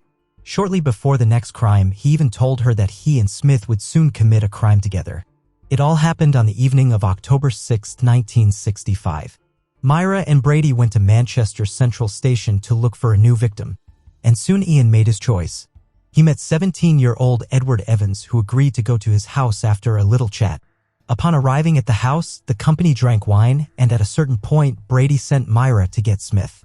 After he arrived, the action began to unfold rapidly. From Myra's words, it was possible to reconstruct the following picture. She had gone into the kitchen to feed the dogs. Smith remained in the living room. A few minutes later, she heard screams and sounds of fighting. Upon entering the room, the girl saw Evans and Brady struggling. After a brief fight, Ian grabbed an axe and struck the victim several times with the blade. He then wrapped an electrical wire around the neck of the unconscious Evans and strangled him. After what he had done, Brady wanted to take the body immediately to the wasteland, but it was too heavy. In addition, the maniac twisted his leg during the fight. In the end, he decided to leave it at the house and go with Smith to Saddleworth the next day. He asked him to stay so he could feel the gravity of what he had done. At first, Smith agreed to help Brady get rid of the body. Perhaps he was too frightened to refuse. With a little history of minor law-breaking under his belt, the young man might not have shared the sadistic tendencies of the homicidal couple. When he returned home, he decided to tell his wife what had happened at her sister's house. After listening, she asked him to report the horror to the police. Smith listened to her and called the police from a nearby phone booth at 6 in the morning. His story was slightly different from what Myra could later say. The police archives contained an exact transcript of that call. Brady opened the door and said in a loud voice, "You want the little buns?" I nodded to say yes, and he led me into the kitchen and gave me 3 small buns with a drink and said, "You want the rest too?" When I entered the house, the door to the living room was closed. Ian went into the living room and I stayed waiting in the kitchen. I waited a minute or two and then suddenly I heard a wild scream. Like a woman screaming, a very high-pitched voice. Then the screaming continued, one after another, very loudly. Then I heard Myra screaming very loudly to him, "Dave, help him." When I ran in, I just stood in the living room and saw the young guy. He was lying head and shoulders on the couch and his feet were on the floor. He was face up. Ian was standing over him, facing him. The guy was still screaming. Ian had an axe in his hand. He held it over his head and hit the guy on the left side of his head with the axe. I heard the blow. It was a terribly hard blow. It was a horrible sound. Although Smith told it all in his usual monotone voice, the abundance of detail made the police take the call as seriously as possible. They decided to proceed carefully to get into the house without a court order. A policeman drove up to the scene and picked up a local baker who delivers bread in the morning. Wearing his apron, he took a couple of loaves from him and knocked on the maniac's door. An unsuspecting Myra opened it. Next, the policeman took out his identification card and quickly made his way into the house where he caught Brady. He was writing an explanatory letter to work asking for time off because of an injury. The officer told a made-up story about investigating gun cases and asked to see the house. It was unclear why, but Myra agreed. He inspected all but one room, the one where the young man's body lay. Because it was locked, the policeman asked to open it, but Myra said she had left the keys at work. Of course, there was no credibility to the story. The officer offered to drive the young woman to her place of work and retrieve the key. But she gave up and opened the door. After finding the body, Brady was immediately arrested. Before leaving the house, he told a police officer that there had been an argument between him and Evans, trying to make it look like self-defense. When questioned, he continued with his version, but it sounded very unconvincing. Brady allegedly met Evans in a bar, a fight ensued, and somehow the boy came to his house where the fight ensued. Smith had also testified against Brady at the time, and the police believed his testimony much more. Ian later insisted that Smith had been directly involved in the murder. The young man described how Ian bragged about killing 3 or 4 children and even gave the approximate locations of their burial. He also revealed the presence of 2 evident suitcases in which the killers kept various trophies. The problem was that these suitcases were stored in some unknown lost and found office in Manchester. It took the police several days to find them. The arrest of the maniacs was followed by a search of their home. There, the police found many interesting finds: notebooks, lists of names, photographs of Brady and Myra, Saddleworth, and explicit pictures of them. The notebooks contain lists of coded words which the police were quickly able to decipher. It turned out that Brady kept records of burial sites, weapons, and methods of killing. Alas, it was impossible to ascertain the exact location of all the victims on the basis of this information, as it was rather superficial. Another book contained a list of names, including all the victims of the couple. But here's the strange thing. In addition to the victims we know, the list contained the names of other children. With all this information, the investigators questioned Brady again, and his story was once again very weak. Allegedly, the list contained the names of his friends, and he had joked about killing children in his conversation with Smith. At the same time, the police managed to find the very suitcases, the contents of which shocked everyone. There were photographs of a naked girl. Also found in them were audio tapes, one of which would soon become perhaps the most damning evidence in history. They contained cries and pleas for help. Other tapes contained recordings of Nazi plays. After listening to the tape, one of the mothers recognized the voice of her daughter, Leslie and Downey. It is frightening to imagine how difficult all this was for the poor woman. In addition, the suitcases contained many photographs of the backdrop of the marshland, various batons and lashes, and erotic magazines. All of this, including a recording of the girl screaming and a photograph of her, would have been enough to press charges. But the police had yet to read Saddleworth. They faced the daunting task of identifying the victims' burial sites from the many photos. They were also assisted in this by a 12-year-old neighbor, Myra, who had once gone with them to the swamp to pick peat. It is not known why, but the maniacs left the girl alive. Perhaps Myra and Brady's guilt in such a case would have been obvious. 150 officers were involved in the search for bodies in the swamps. Initially, they focused on the area near Route A628, but later, based on witness statements, they moved to Route A635. That's where their first find awaited them. On October 10th, police noticed a hand sticking out of the ground. Because of the degree of decomposition of the body, the identity of the child could not be confirmed until after the examination. She turned out to be Leslie and Downey. 11 days later, police discovered the body of John Kilbride. At the same time, Brady and Myra were charged with Leslie's murder, extending their custody. Despite this baggage of evidence, Ian continued to try to feed the police flimsy tales in an effort to avoid punishment. When asked about the origin of the nude photographs of the little girl taken at the Hindley house, he did not deny that he had taken them. However, he insisted that the girl had been brought to their home by 2 men and then taken away to an unknown destination. Because of the onset of winter, the police temporarily halted their search of the swamps, but a virtually win-win case had already formed against Myra and Brady. On April 19, 1966, one of the most high-profile trials in British history began. Both lovers were charged with the murder of Edward Evans, Leslie Downey, and John Kilbride. The turning point was the very recording of little Leslie's last words. The case hurt her from the first to the last second. The reporters in attendance called the tape the most damning evidence ever put on the judge's desk. The trial lasted more than 2 weeks, and on May 6th, the court found the maniacs guilty, sentencing them to life in different prisons. That was the last day they saw each other. The couple kept up an active correspondence, but over the years, their fervor waned, and their letters came less and less frequently. The trial was remembered for another interesting moment. David Smith, who became the main witness, signed a contract with a local newspaper under which he undertook to give an exclusive interview in case Myra and Brady were convicted. The paper paid him £1,000 for this, which was quite a substantial sum at the time. Smith and his wife spent the money on a holiday in a 5-star French hotel, which angered the judge. He found such a transaction inappropriate, but there was nothing he could do about it within the law. Since then, the story of Myra and Brady split into 2 lines, but it was not over. In 1974, Ian managed to change several prisons until he finally stayed at Wormwood Scrubs. Here began the most interesting part. The maniac managed to abuse children while in prison. How was that possible? Shortly after his transfer to Wormwood Scrubs, Brady, who had been placed in solitary confinement, went on a hunger strike. He was unhappy with the ban on socializing with other inmates. Prison officials have decided that the child killer is going to afterlife rather quickly. As a result of his dramatic weight loss, the maniac was transferred to the hospital wing where his life took on new colors. He was allowed to watch television and do house cleaning work. At the same time, juvenile delinquents with mental disabilities were admitted to the hospital wing of the prison. In 1981, one of these teenagers said that Brady had forced him into intimate contact. Later, similar statements by the victims surfaced repeatedly. Taking advantage of access to secluded corners of the prison as a janitor, Ian led his victims there. When prison officials learned of this, he was banned from cleaning, but no further charges were filed. More interestingly, he was left in the hospital wing next to the same teenagers. It would seem how such a thing is possible, but there was nothing the chief medical officer of the prison could do about it.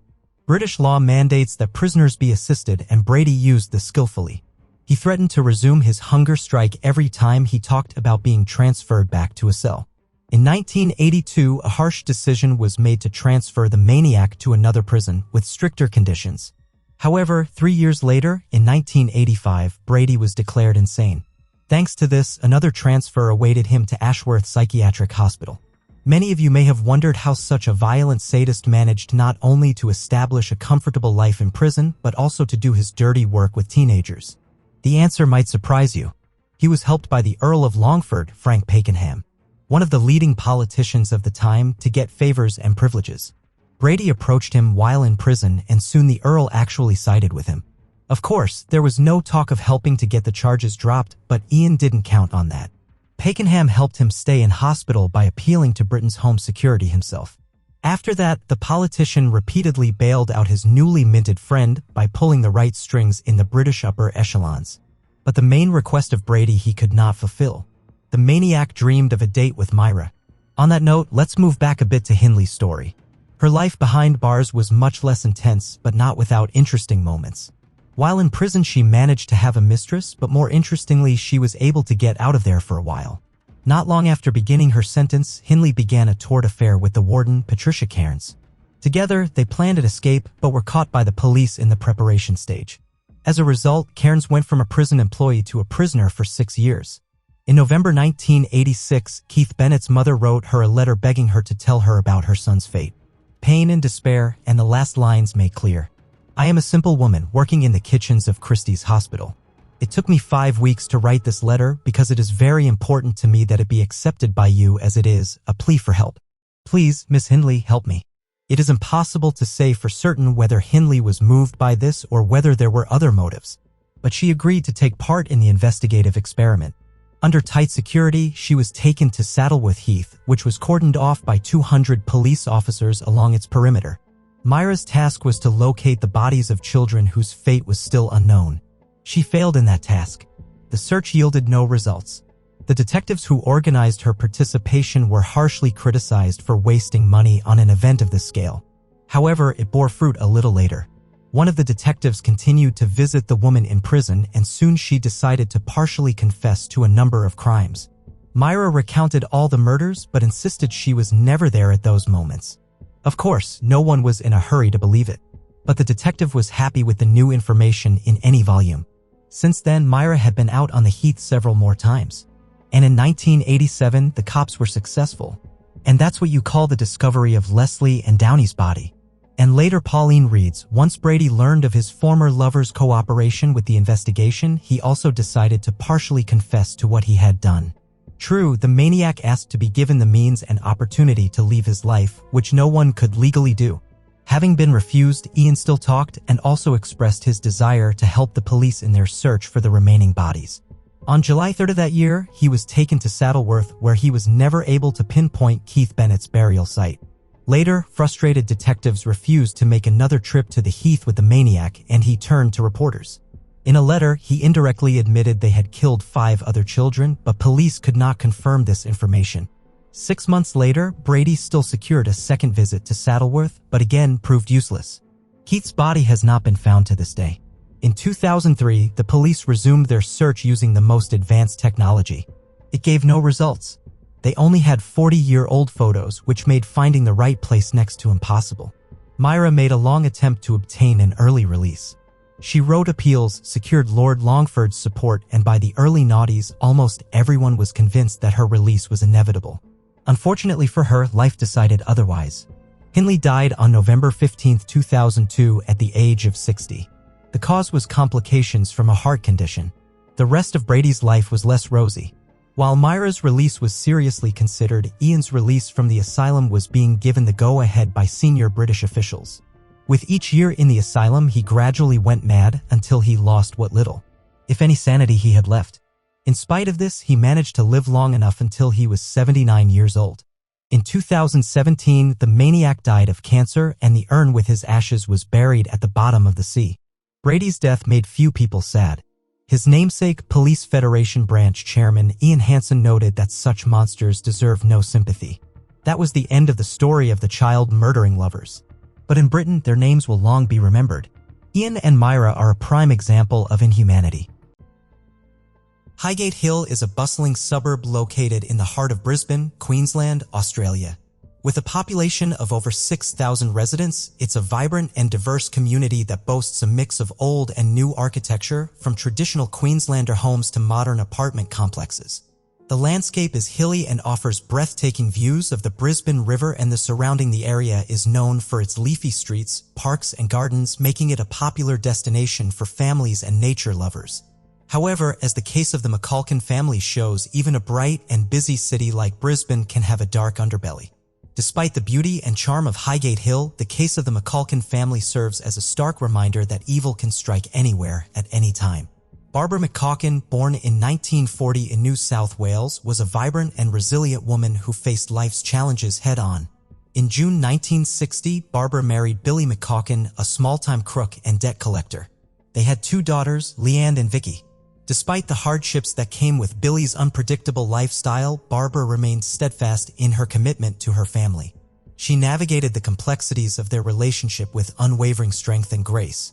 Despite growing up in a difficult era, Barbara always kept her head held high and worked tirelessly to provide for her two daughters. She was a woman of many talents, from cooking and sewing to providing an education for her children. She made sure they were well-fed, well-clothed, and well-educated. Barbara truly was the epitome of a great mother. She often worked long hours at a milk bar, serving customers with a smile despite the exhaustion that she felt. Meanwhile, Billy's criminal activities only continued to escalate, causing Barbara more stress and worry. She tried her best to shield her daughters from their father's dangerous associates and activities. But it was a constant battle. Billy was hardly ever home, and when he was often in a foul mood, causing tension in the household. Despite this, Barbara never gave up on her husband and tried her best to keep the family together. Barbara didn't have it easy. Living in a city like Brisbane in the 1970s, which was plagued with kidnappings, murders, and drug overdoses, made life even harder for her. According to Peter Campbell, a close friend of Barbara, she was always trying to get a better job. She just lived for the kids and did a great job at that. She did a great job as a mom. Peter's stepdaughter often had sleepovers at the Mculkin house with Leanne and Vicky, who attended the same school, Uranga State School. As time went on, the financial pressure only mounted and Barbara struggled to make ends meet. And the darkness of Billy's criminal activities eventually caught up to the family. Billy the Mouse Mculkin was a notorious figure in Brisbane's underworld during the 1970s. Born in Queensland on March 15, 1940, Billy was a small, wiry man with a cunning mind and a quick temper. He was known to be a debt collector, getting money from the bookies and massage parlors, and was willing to do whatever it took to make money. To make a quick buck. Despite his family responsibilities, Billy's criminal activities continued to escalate, and he became more deeply involved with the Clockwork Orange gang. Billy was determined to move up in the underworld and become a powerful figure. He was known to be violent and unpredictable, and his involvement with the gang only made him more dangerous. The Clockwork Orange gang was a notorious group of thugs in the criminal underworld of Brisbane in the 1970s. Named after the famous book and movie, they were a group of young men who believed in living fast and making easy money.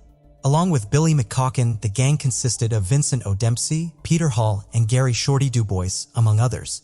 They were known to target clubs and businesses, demanding protection money in exchange for keeping them safe from harm.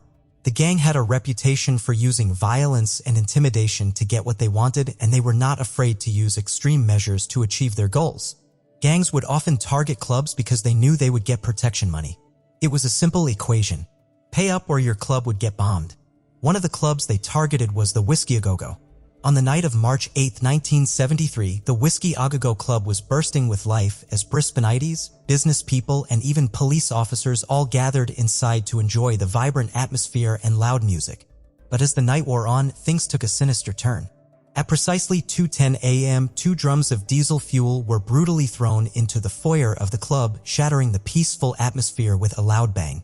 Within moments, the drums were ignited by a lit torch that was thrown through the open door. The burning diesel fuel spread quickly and sent a plume of carbon monoxide up to the club's main room on the first floor.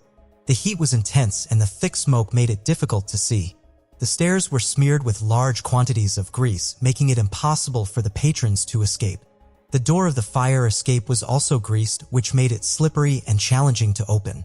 As the fire raged on, panic-stricken patrons tried to flee the building, but the flames had already blocked their way.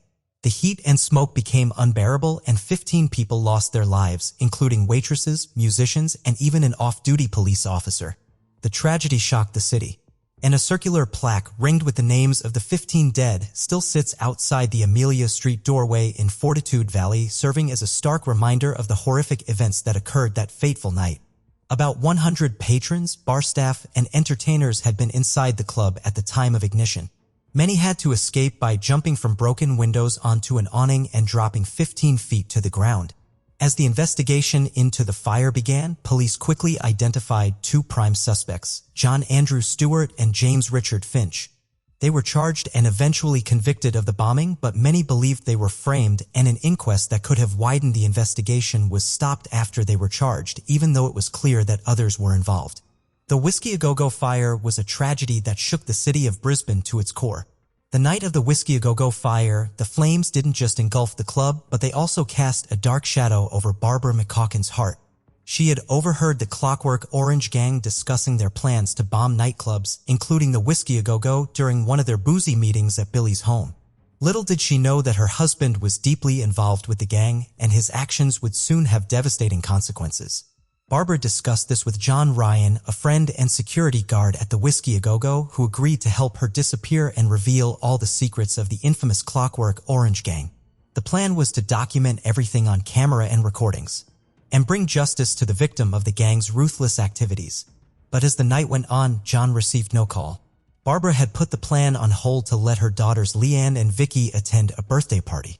The night of January 16, 1974 was filled with anticipation and fear as John Ryan, the security guard at the Whiskey A Go Go Club, waited anxiously for Barbara Mculkin's call.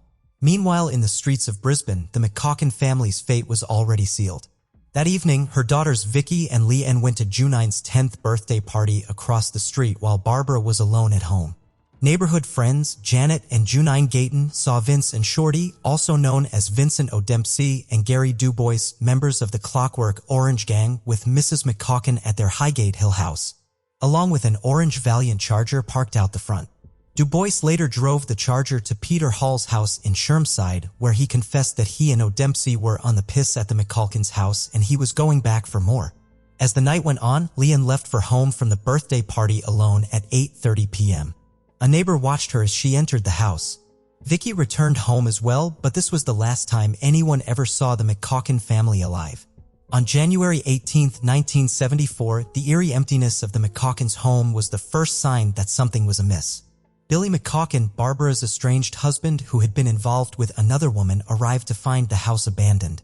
The sewing table held a dress mid-stitch. Barbara's purse was perched on the fridge and the cats were locked away in the bathroom. The family had vanished without a trace. Detective Sergeant Virginia Gray revealed that Billy immediately suspected his criminal acquaintances, Shorty and Vince, and confronted them with the information he had gathered from one of the girls at the birthday party. But the suspects fled town within days of the confrontation, going into hiding. Despite being prime suspects, it took until April 2, 1980 for the duo to be charged with 3 counts of murder. However, in 1981, the case was dropped for lack of sufficient evidence and the 2 men walked free. For the next 34 years, the case remained unsolved until in 2014 when new evidence emerged following the reopening of the case that year. Apparently, the Queensland Police Cold Case Unit got a tip-off that hinted that O'Dempsey and Dubois might have confessed their involvement in the murder to trusted criminal associates. Detective Sergeant Virginia Gray and Detective Inspector McDowey reopened the cold case of the Mculkin murders in 2014. They had little to go with until the tip-off was made.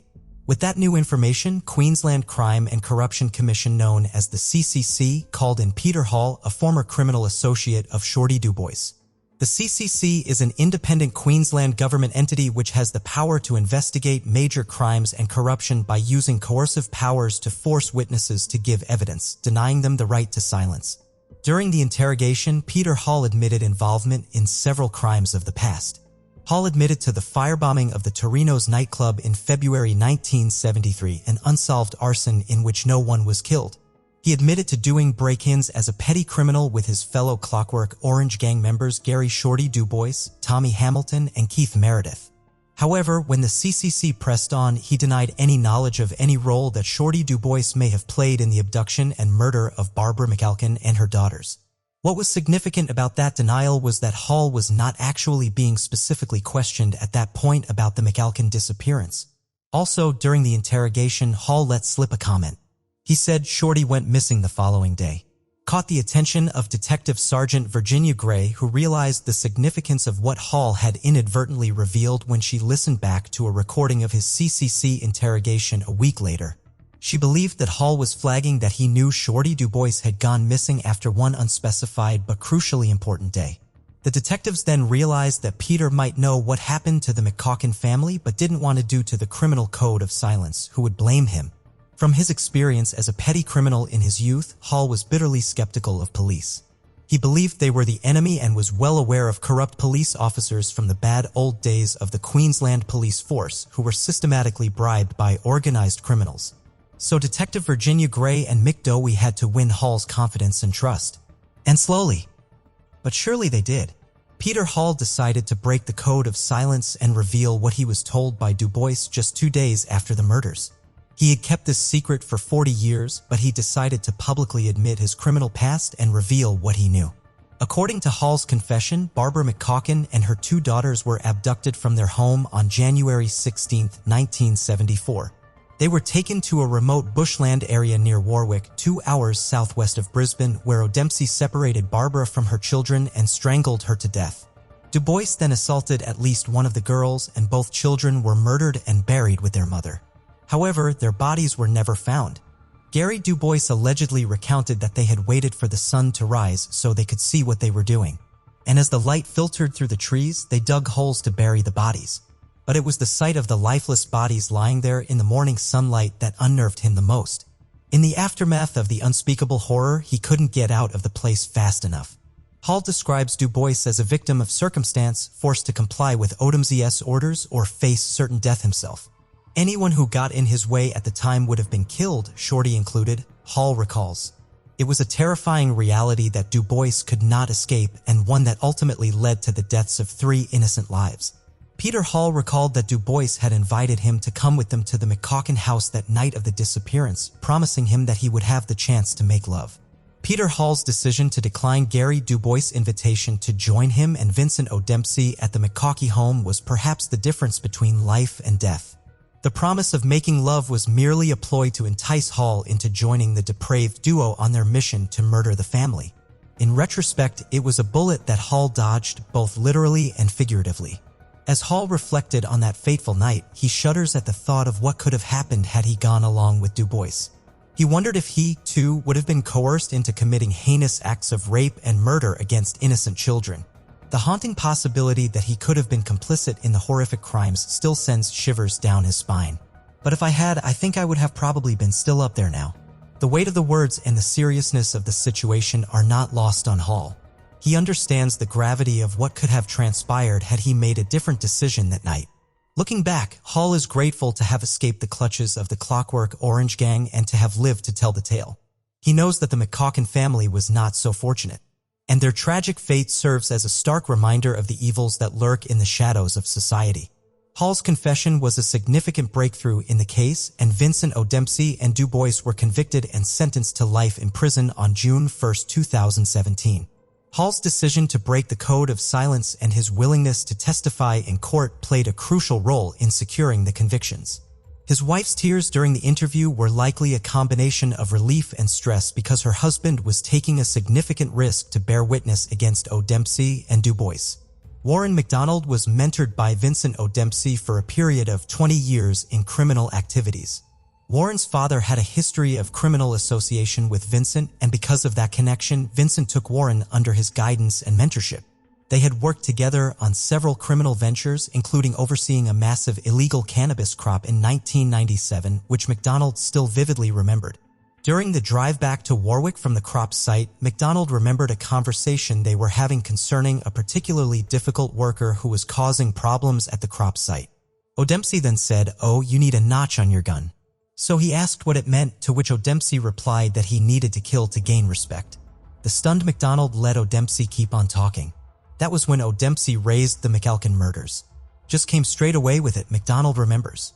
O'Dempsey right there admitted to the Mculkin murders, saying that Shorty was nothing but an assailant and that they would never catch him as they would never find the bodies. Warren McDonald's decision to come forward and testify against Vince O'Dempsey was not an easy one, as he knew the risk involved in speaking out against him. He had kept his secret about O'Dempsey to himself for the last 20 years, but he eventually decided to testify after the police had gathered enough evidence to put him in jail for years for the drug crop. McDonald's testimony was crucial in securing O'Dempsey's conviction for the Mculkin. However, McDonald's decision to testify also put him and his family in danger. O'Dempsey had allegedly planned his murder from his jail cell, and McDonald knew that O'Dempsey had a history of making witnesses disappear. McDonald feared for his life and that of his family, saying, "I would be murdered, my family would be murdered, they're trying to murder me now." McDonald was determined to get the monkey off his back and bring O'Dempsey to justice. He scoffed at suggestions that he had fabricated the allegations to get off the hook, saying that the stress was unbearable and he could be murdered any day. O'Dempsey had once given him sage advice, saying, "If you want to live a long and healthy life, never repeat a word that'll get yourself or anyone else into trouble," which now seemed ironic given O'Dempsey's situation. Peter Hall's partner at the time, Carolyn Scully, had a daughter named Carrie and who was born on July 14, 1981. Carrie Ann recalls Vincent being around when she was growing up a little bit at her mother's house. Vincent and her mother were seeing each other.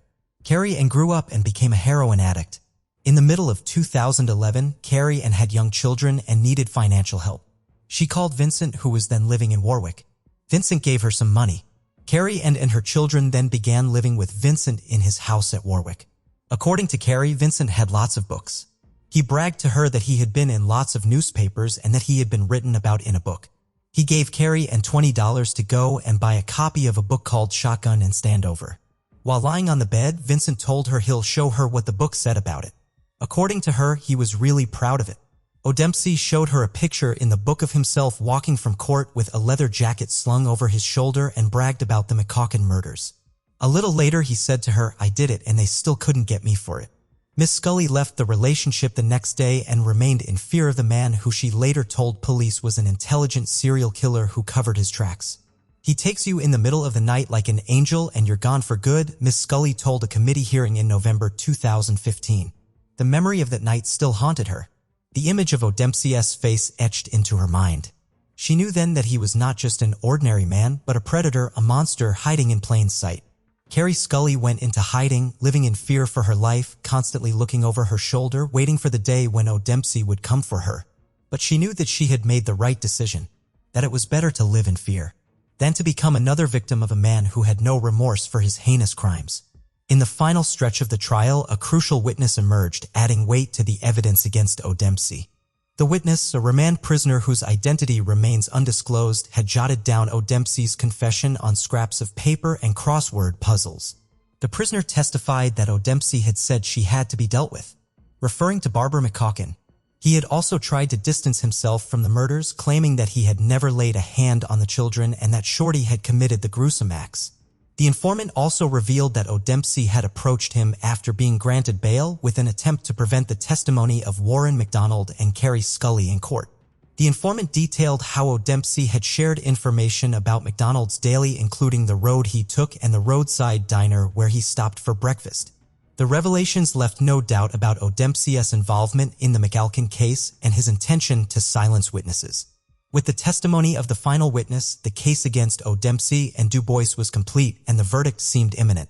Vincent O'Dempsey was a 78-year-old man, born in 1937, who was currently on trial for murder in the Brisbane Supreme Court. His great-grandfather James O'Dempsey came to Warwick from Ireland in the mid-1850s and started a family that would ultimately produce a murderer.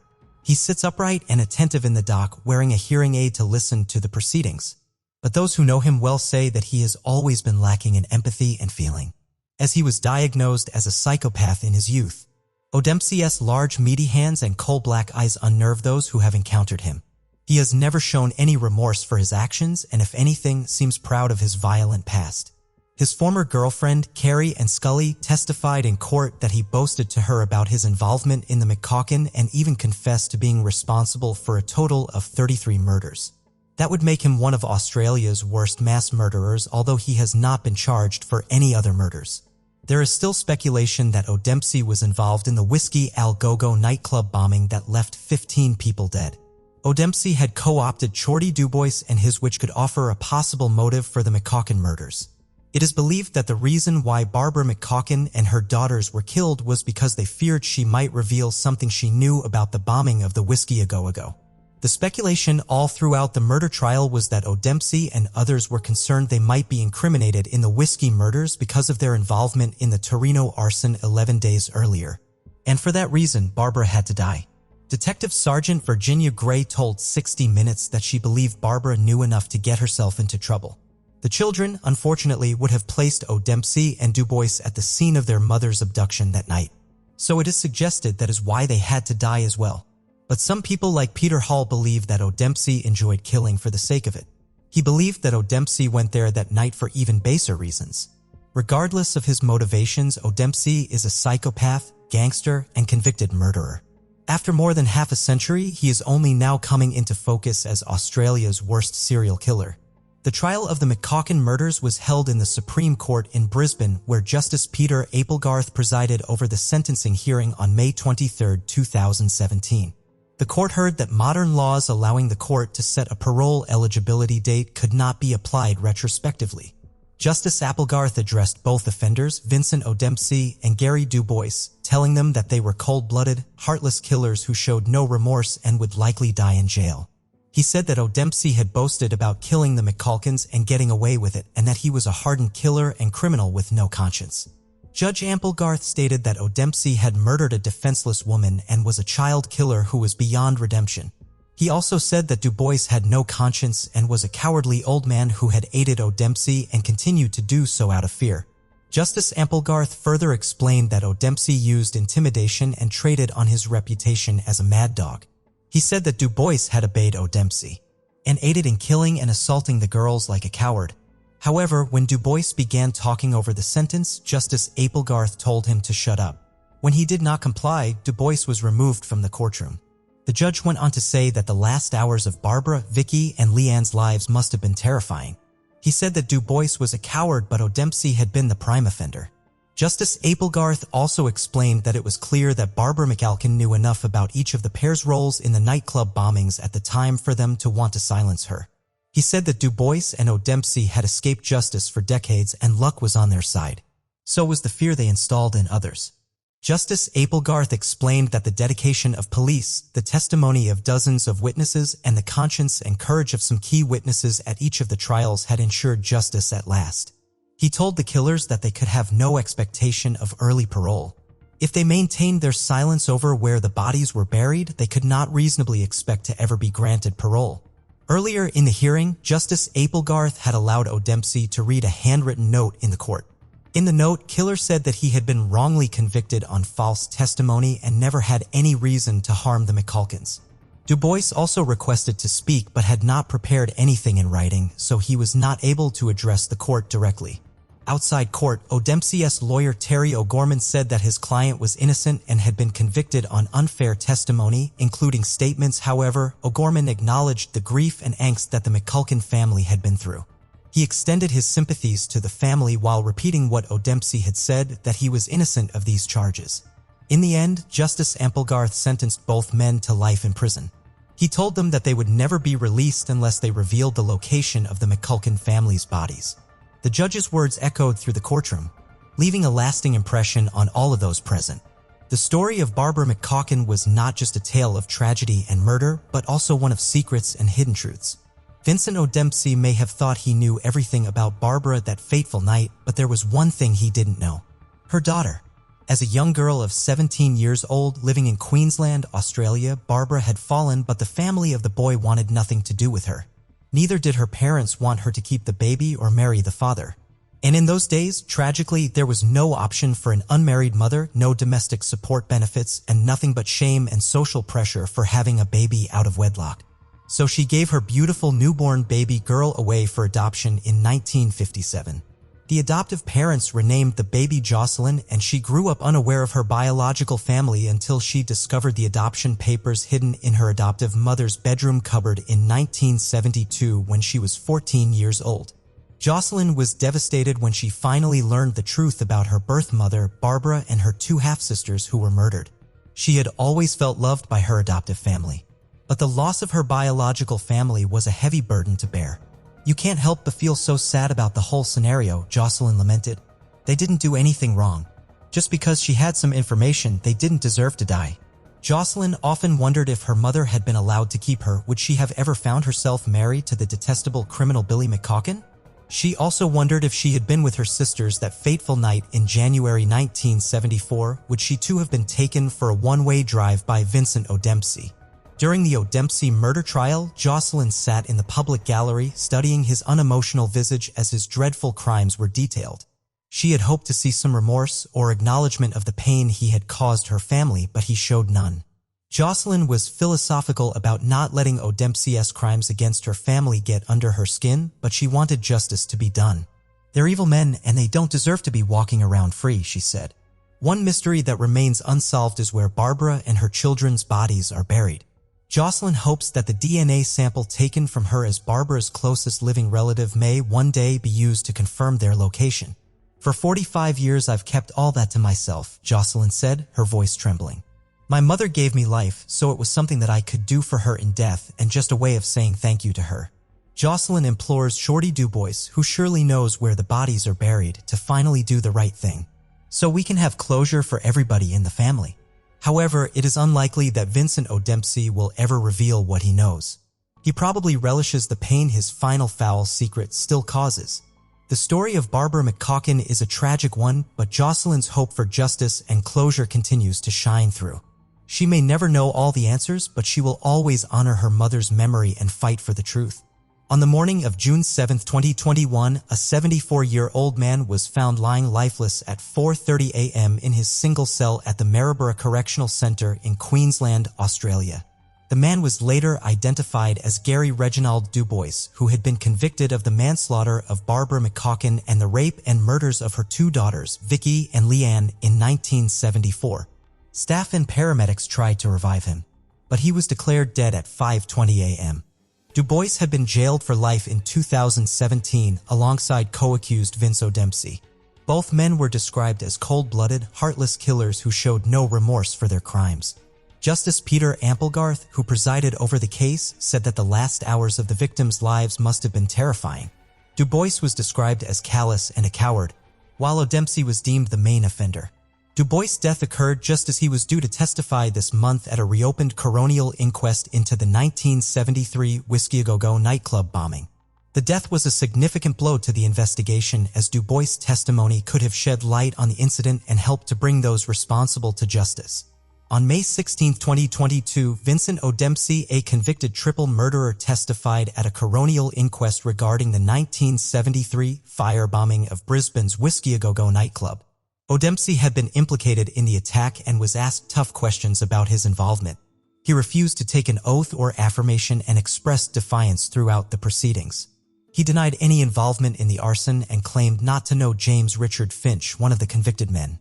When questioned about the disappearance and murders of Barbara Mculkin and her daughters, he evaded the inquiries. Despite O'Dempsey's denials, there was a sense that he was withholding the complete truth. The inquests aimed to uncover further details about the attack and whether others had knowledge of it. With the conclusion of the inquest approaching, the mystery surrounding the Whiskey A Go Go attack remained unresolved. The family of Mrs. Mculkin and her two daughters expressed relief that justice had finally been served with the guilty verdict of O'Dempsey. However, they also acknowledged that closure cannot be fully achieved until they locate the remains of their loved ones. Brian Ogden, Mrs. Mculkin's nephew, spoke on behalf of the family outside court and said, "For 43 years, our families have longed for information and justice.